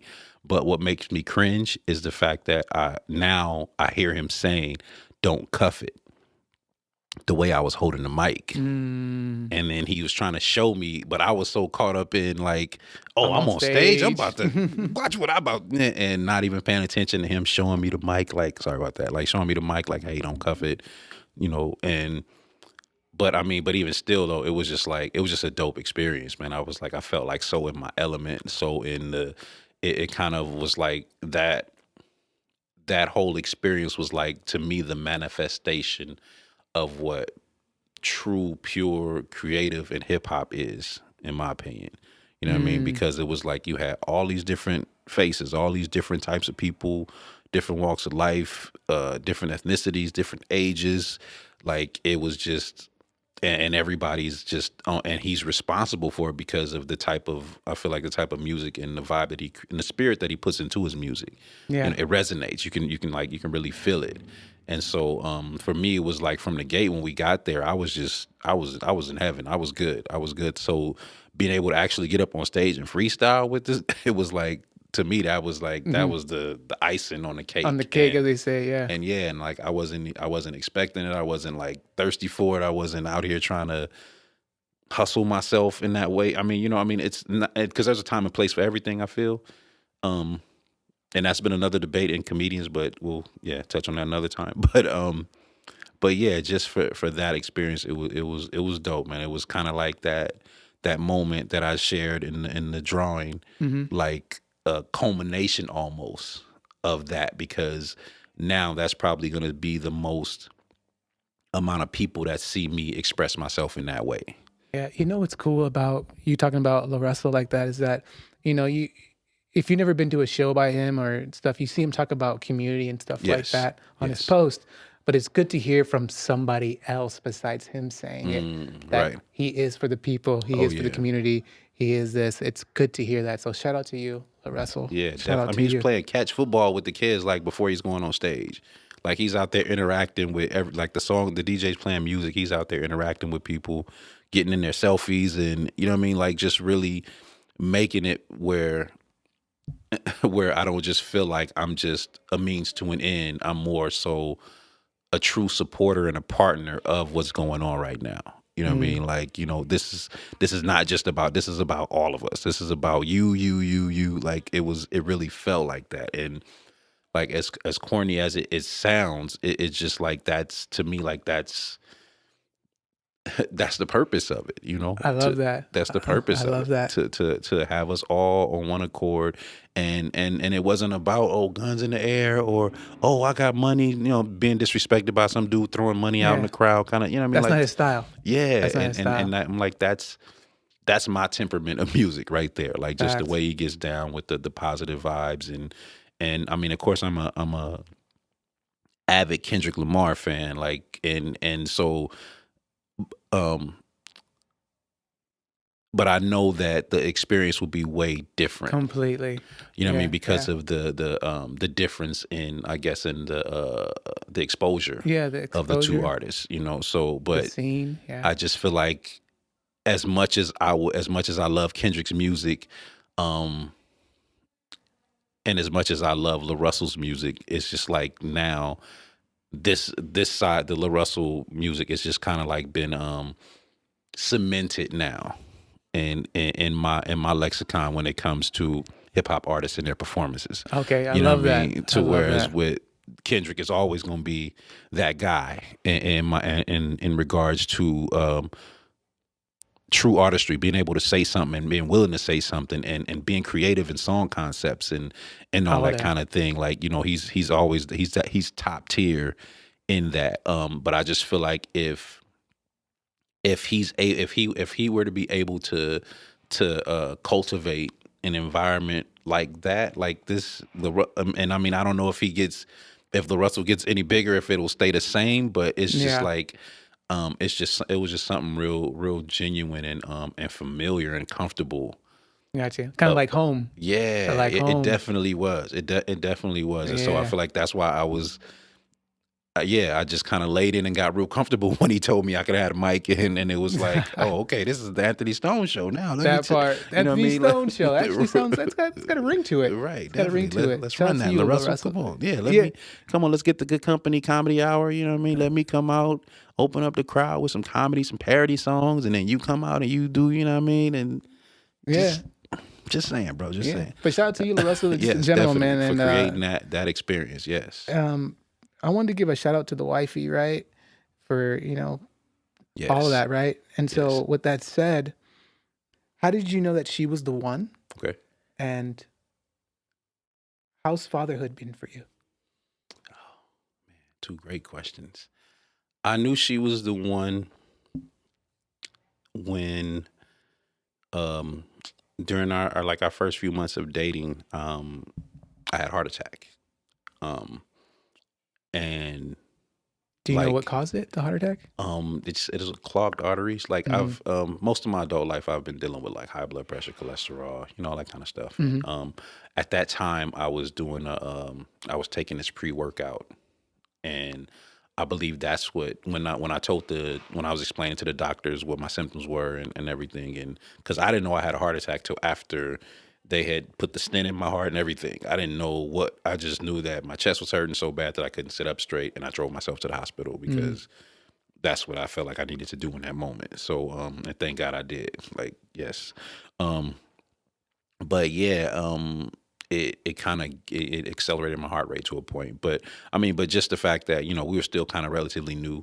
Like we started dating in like July, August, and I had this heart attack in September. I mean, Mm-hmm. excuse me, in December. I'm sorry, in December I had the heart attack, and I mean, and she was right there. Like it wasn't like some like, oh, she took it as a time to be like, because I mean, in the 2020s, like relationships are few and far between, or people are not really focused on, women are like, oh, I don't need a man, men are like, oh, I'm too good for women, like you know what I mean. So it was just it was very encouraging to have her be like, well, nothing else matters until you, and she didn't have to do that. And I mean, of course, and and it was intentional with me and her. Like, I intentionally pursued her. I intentionally wanted to spend time with her, and I think it was just from her, just her personality, the way she is. Like, she's so encouraging, so positive. So,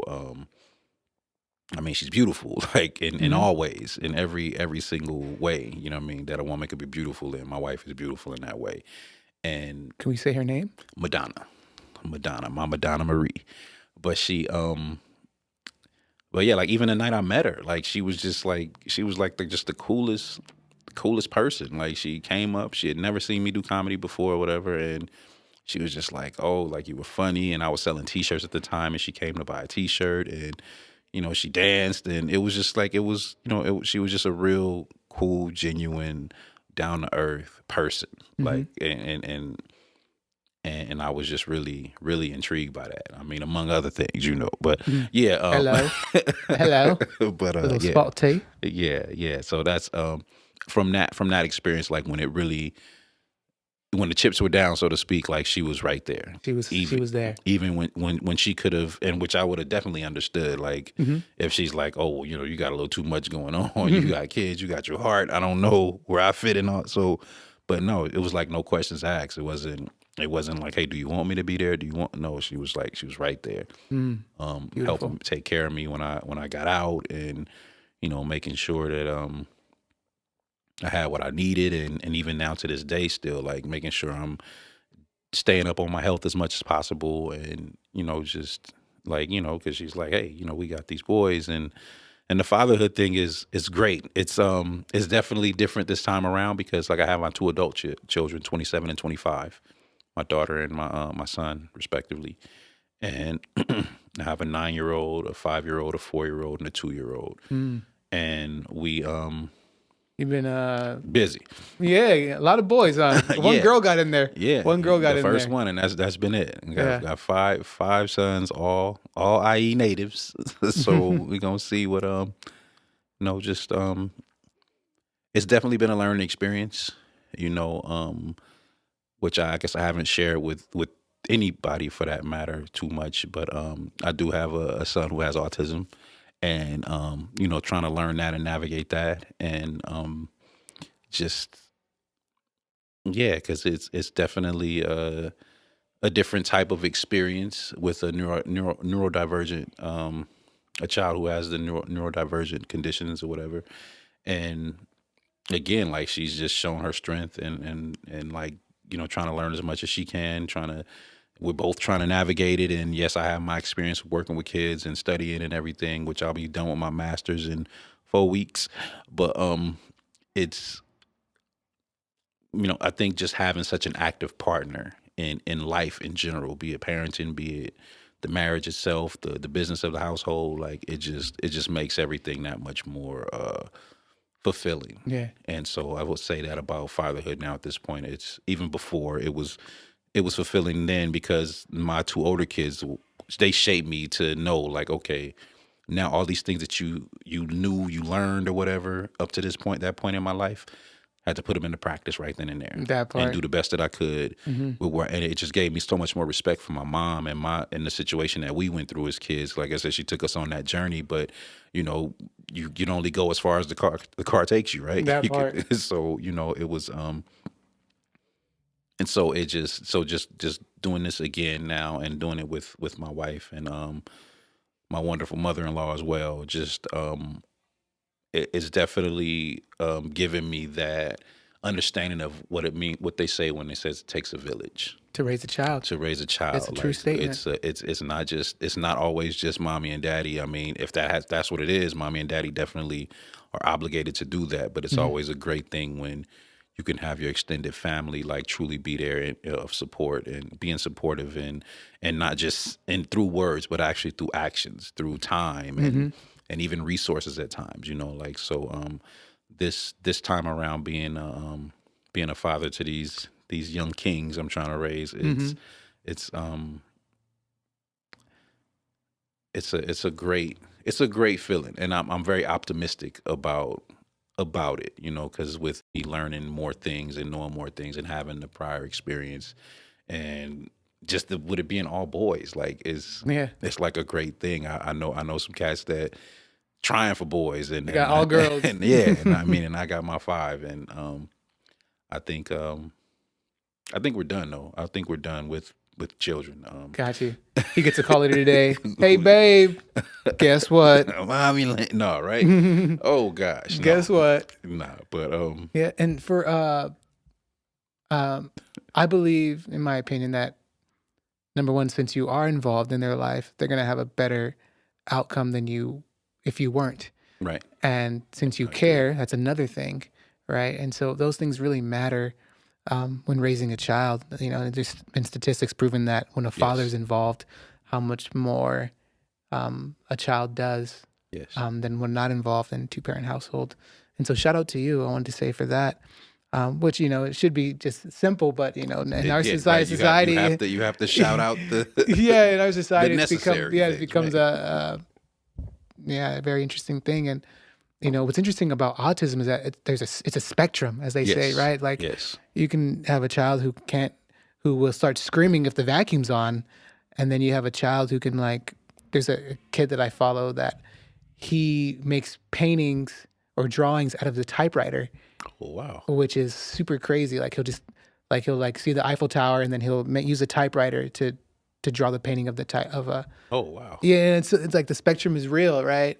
But I wanted to kind of keep on going where we're going, because our time is kind of running out. Yes. Yes. You're a host, right? Not Yes. only do you do community, but you do a lot of hosting and stuff like that. Yes. So I have to ask, what's one of your wildest shows that you've ever hosted for, Oh, wildest shows I ever or hosted. weirdest, whatever weirdest, wildest?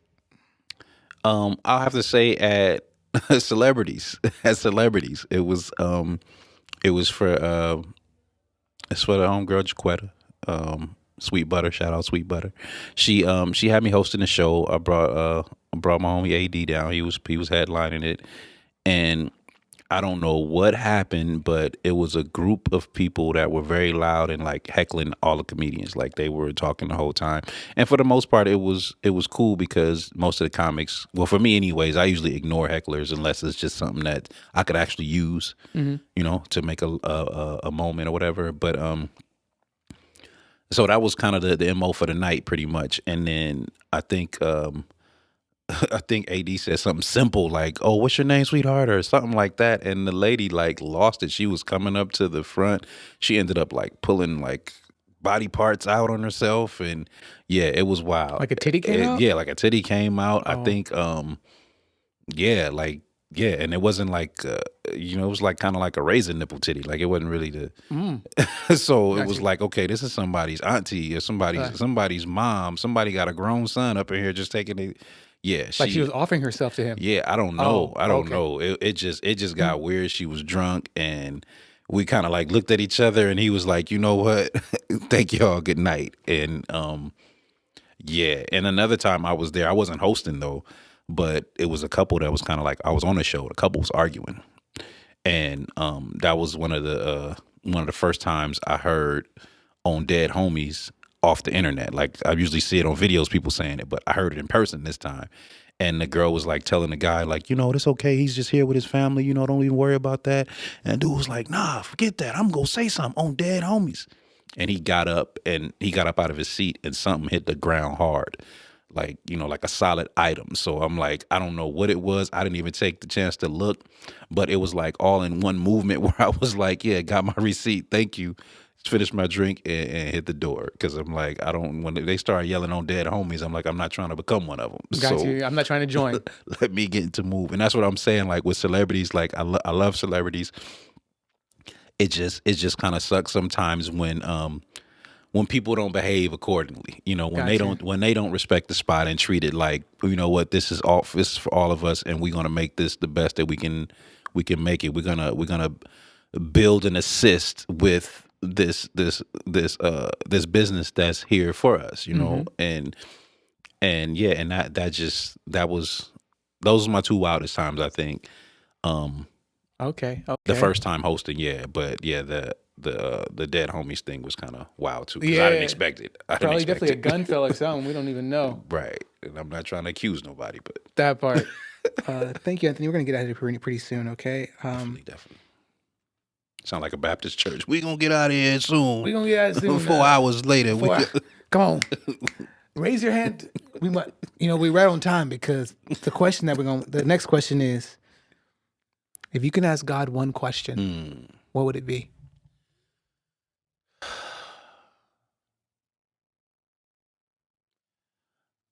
What can I do to better serve you? Like what can I do? It be it a list of things, be it one thing. Like what truly can I do to pray to live a life of ultimate like praise? Like what? Yeah, Like, because that's my question almost every day. Like, what can I do today to be better than I was yesterday?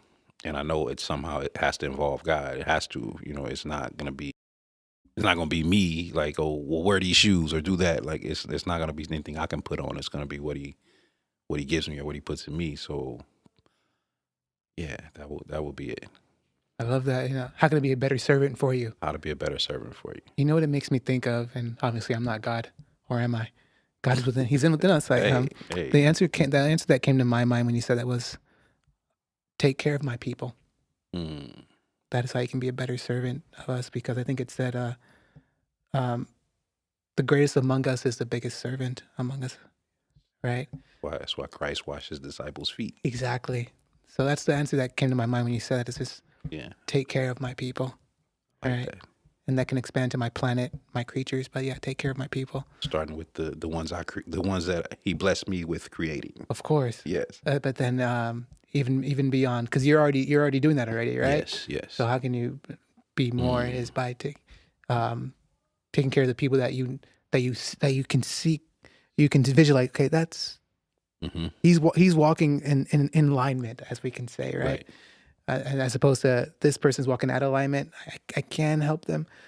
Which one is more valuable to my time that would be used, right? Obviously, you can serve both, Right. but we only have so much time, right? Yes. The other thing that I wanted to get into, because we know that you did, like, your comedy albums, like, the Real Life Comedy Flows. So what's the chances of Anthony Stone working on and getting a comedy special produced and done for 2025, or even, what's that looking like? That's honestly a goal. That's a goal of mine. That's a goal of mine.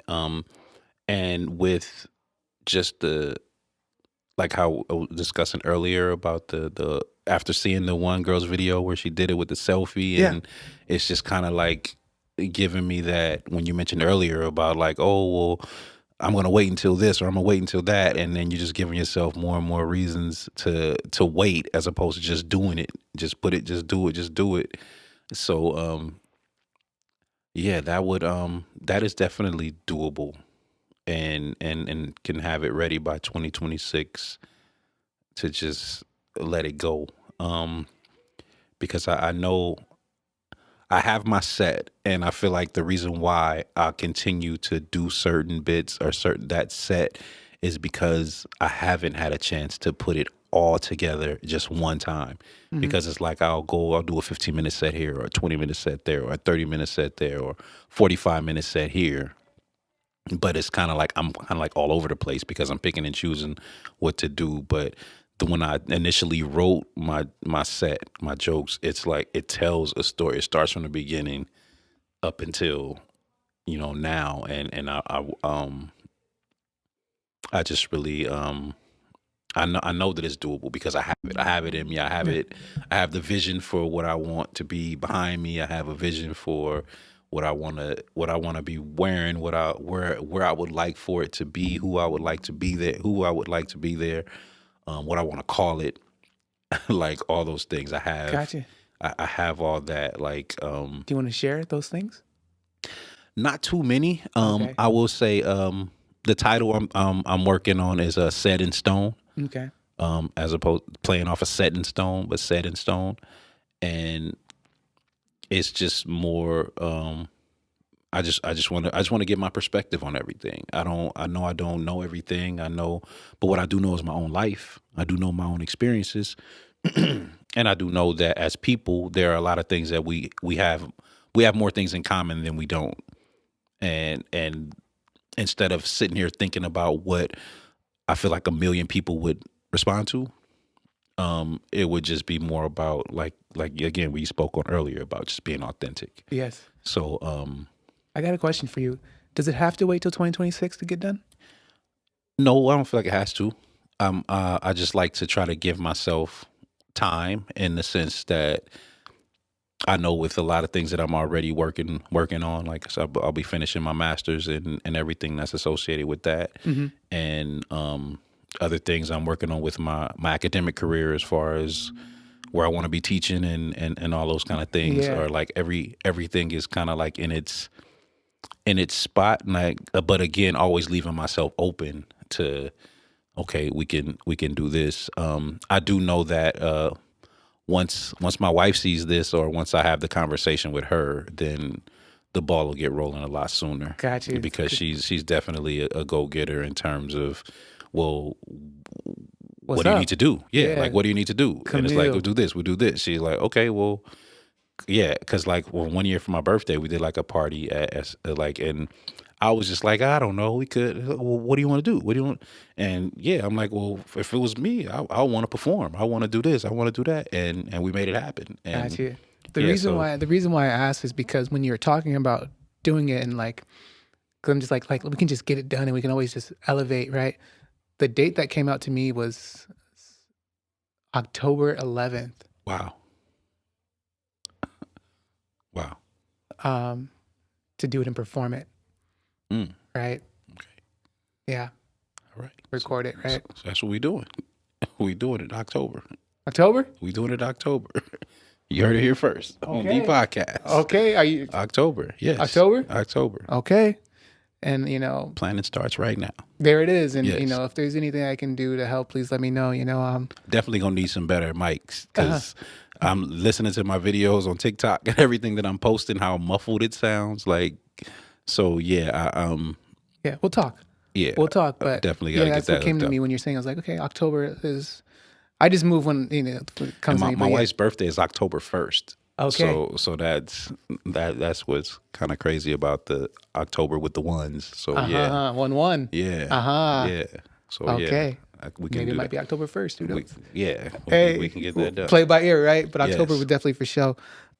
You want to play another quick game? Yeah, of course. Yeah. Okay. So this one's called Quick Slip. Okay. I'm gonna give you a word, and I want the first thing that comes to your mind to come out. Okay. Make sense? Yes. You ready? Yes.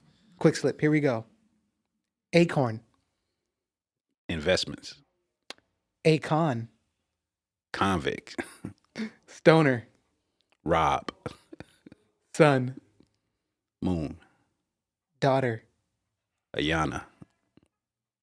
Dank. Favorite. Damaged. Life. Stretch. Positive. Louis Armstrong. Wonderful life. Rational. Ooh. Constant. Wayne Brady. Funny. Galacticus. Old. I.E. Love. Laughter. Needed. Comedy. Necessary. Commitment. Ooh. First. Heart. Life. Judgment. Accountability. Pure. Spirit. And that's Quick Slip. Quick Slip. Mm-hmm. Thank you. Thank you. Hello, man. You're welcome. That was fun. Anthony, what's something that most people don't know about you, even close friends? Probably that I'm afraid of heights, and that I've never been on an airplane before. Okay. I've never taken a flight anywhere. And it's crazy with wanting to do what I'm doing, and not. But that might change. That might change soon. My wife and I, we're on the waiting list for the La Russell show at the Pergola in Vallejo. So that instead of driving 6 hours, we might end up just doing a 45-minute flight. Yeah. So that may change soon. Got you. It's gonna get its cherry pop very soon. Yeah. Crazy. Yeah. Because it's crazy. It made me think of someone might see your video in Europe or Germany, right? And they're like, hey, we want to hire you. We'll fly you out. We'll pay for your hotel. Blah, blah, blah. What are you going to say? No? Like, y'all got a train that got a metro link that goes all the way to Europe? They do give drugs on the plane, or you could take pills and go to sleep. Yeah, right? go night. But that might be kind of risky, Yeah, I know, right? I don't want to just be giving no anything. That part. Just take an edible. Take a good edible. Yeah. Yeah. So, somebody was talking to me about about mushrooms. Oh, Not too long ago, no, but they were like on it, and I was like, whoa, no. yeah. But they had chocolate bars, Gotcha. and Have you ever done mushrooms no, before? I've never, No, no, no. If it's your first time, don't, no, no. never. No, I haven't. Yeah. I, I would recommend if you were going to do any type of medicinal mushrooms like that, make sure you're around people that you trust and you're in an environment that you feel safe in. Mm. Not, I'm going to take this and go on a plane that I've never been on before. End up screaming on the wing or Oh, something. man. Yeah, no. There's goblins on the wings. Goblins on the wings. Yeah. Anthony, Like, thank you so much for being on the Empire. What's some current projects you're working on?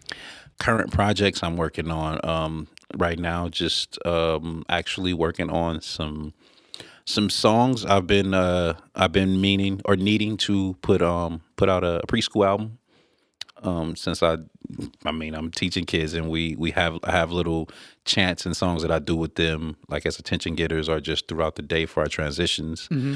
So just thinking about expanding on those and actually like recording them and putting them out. I Cool. actually have one song. I did my own rendition of the Ants Go Marching. It's streaming right now, and I did that for my son because that was like one of his favorite songs. So yeah, I redid it over for him, and yeah, that's streaming right now.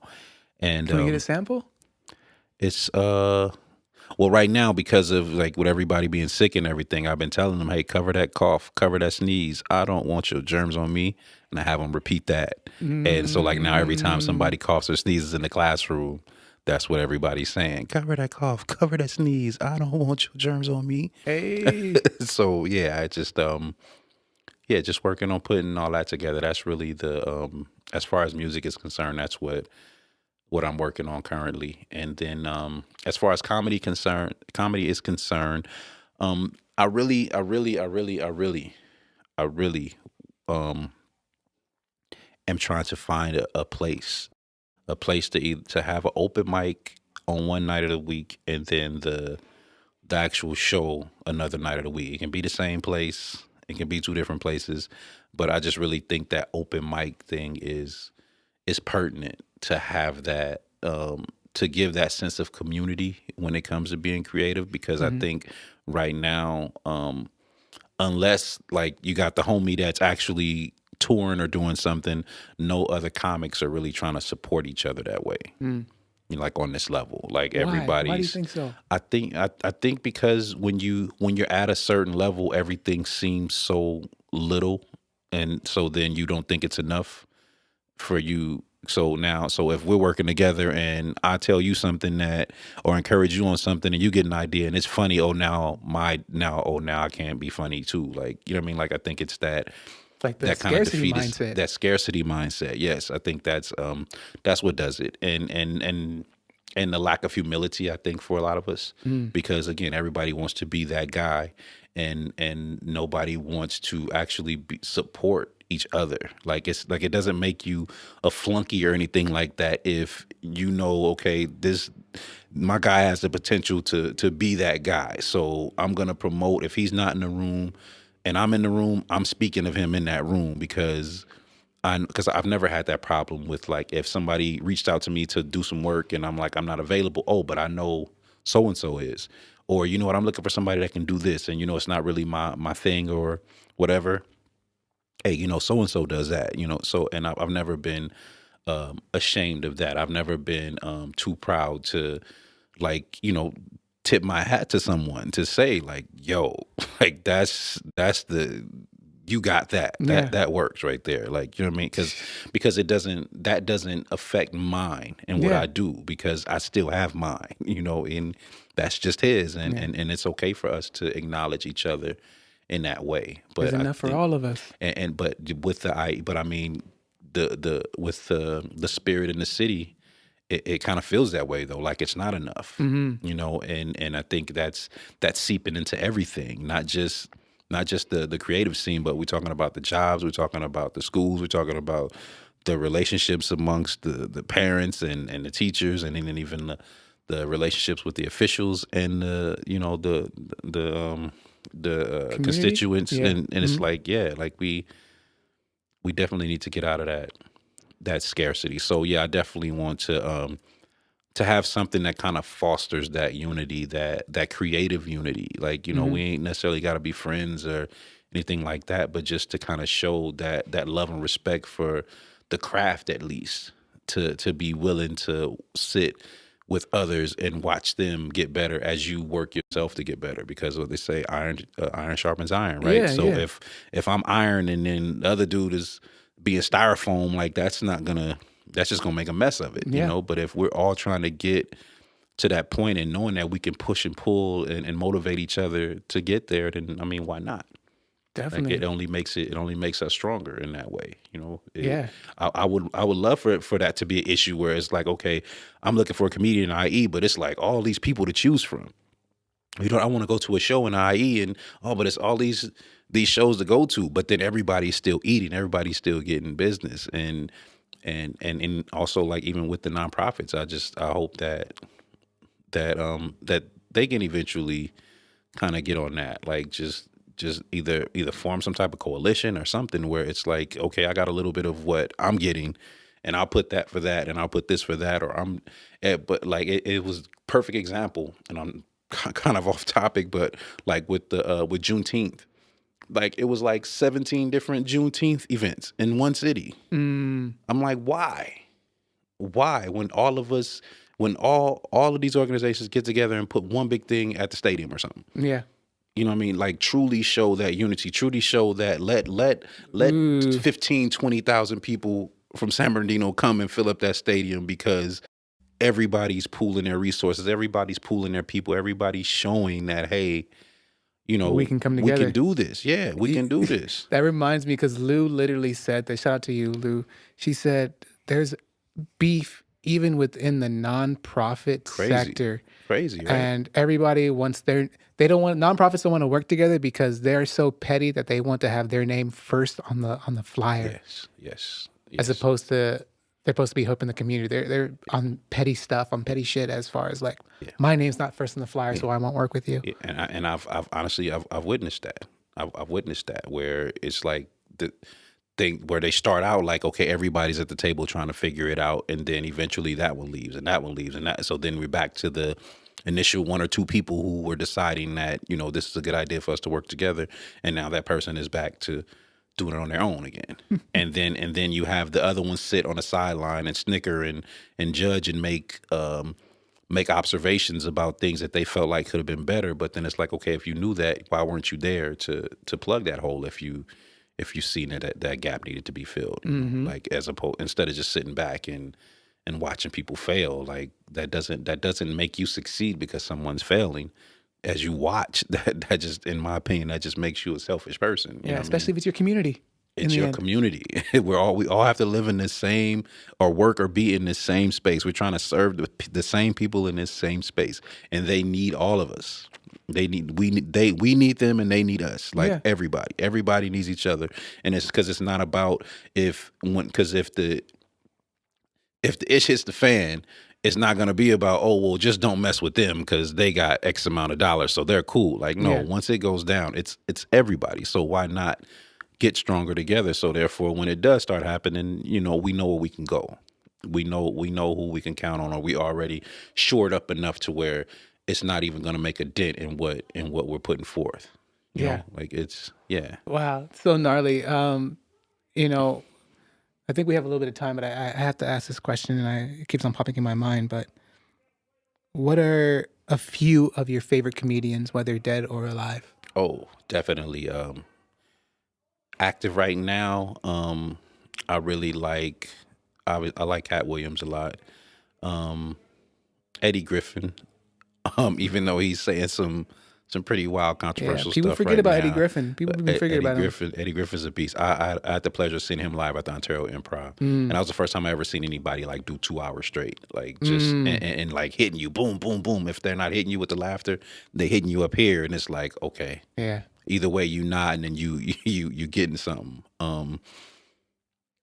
Who else? I like Craig Smith.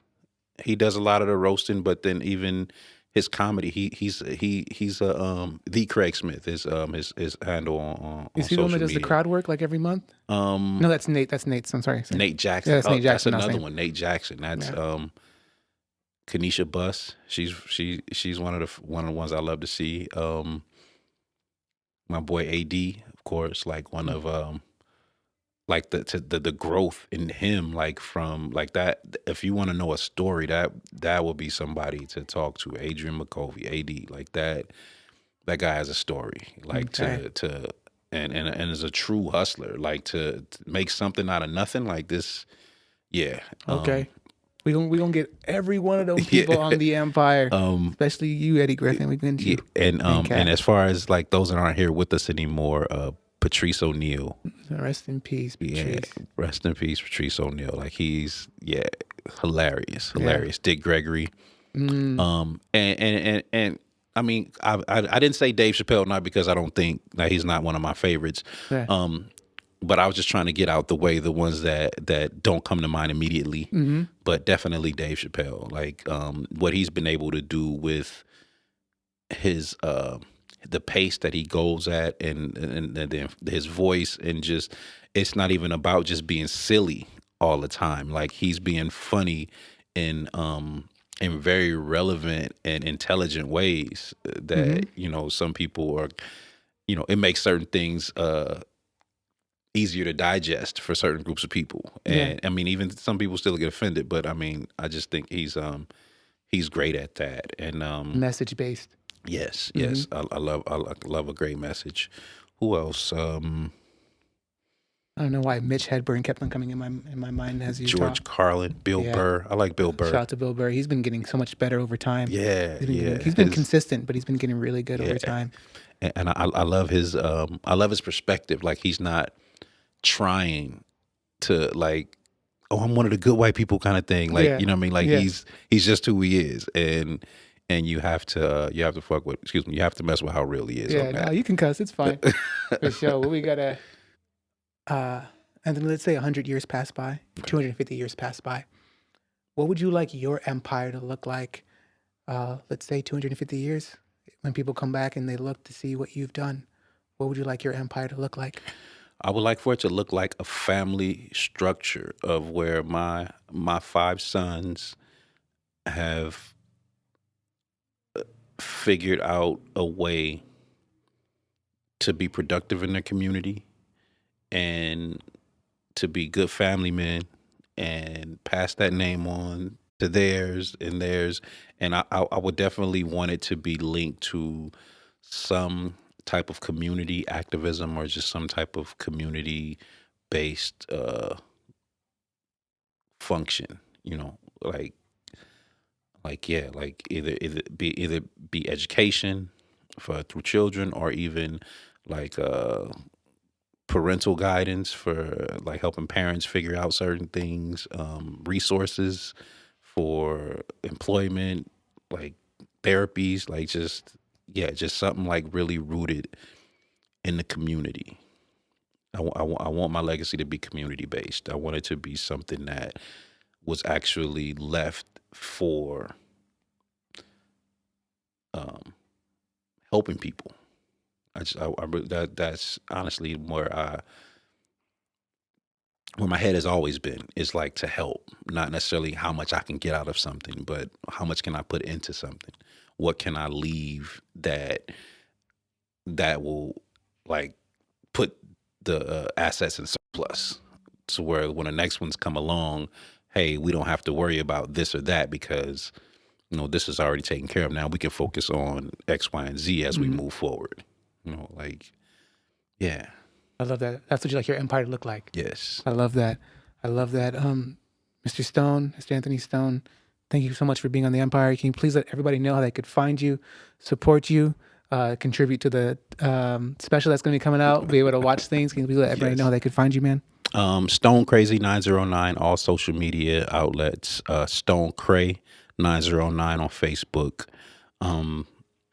You can look for all my music and some comedy on Spotify, Apple Music, all the DSPs, and YouTube. My YouTube channel, again, just search comedian Anthony Stone, my YouTube channel. There's some stuff I'm putting on there as well. Just trying to get more active with that. So yeah, anything you see, including when you see this video, like it, share it, comment. We need that engagement, especially for the Empire podcast. Like, this is a great platform with a real genuine vibe. So please like, share, engage. I mean, even if you want to troll, you want to talk about my sweater, you can talk about if I was sweating, the size of my head, whatever. Like, just engage. Stone Crazy 909. Yes, and not sure if you ladies and gentlemen heard, but we had the farmers out there and the farmers with the gardeners out there vacuuming the grass. They're vacuuming the grass. Vacuuming the grass. I guess it's the same thing, right? As mowing and vacuuming. Anyway, and ladies and gentlemen, I'll have the links for his contact in the description. And yeah, thank you, Anthony. Yeah, please, ladies and gentlemen, if you guys have enjoyed it and you guys stayed to watching this, we thank all you guys for watching. Please like, subscribe, comment. Yes. If you want to support the work, we do have a Cash App, which is THEE Empire Podcast. We also have PayPal, other forms, which is in description, which really helps, put the time in, because it does take time, but we still love the work. We have a book. We have other merch, which you guys can find, but we appreciate you guys regardless. And yeah, other than that, anything else, Anthony, you want to say before we get out of here, man? Yeah, thank you, bro. Thank you so much. It's encouraging to come in contact with people who keep their word. Because I remember when we met and you was like, I'm gonna get you on, and it's been some time since then. And yeah, you definitely kept in touch. You definitely kept your word, and I definitely appreciate that, and appreciate the opportunity to just share and speak and be in a space where being genuine is the MO. So yeah, thank you, the Empire Podcast, for that, and see y'all next time. Catch you guys in the next one. And of course, man, word is bond, as they used to say, right, back in the day. Bond. And I like to be a man of my word. And thank you, man, for also keeping your word by showing up and sharing your story with us. Yes. And ladies and gentlemen, other than that, we'll catch you guys in the next one. On the next one. Peace.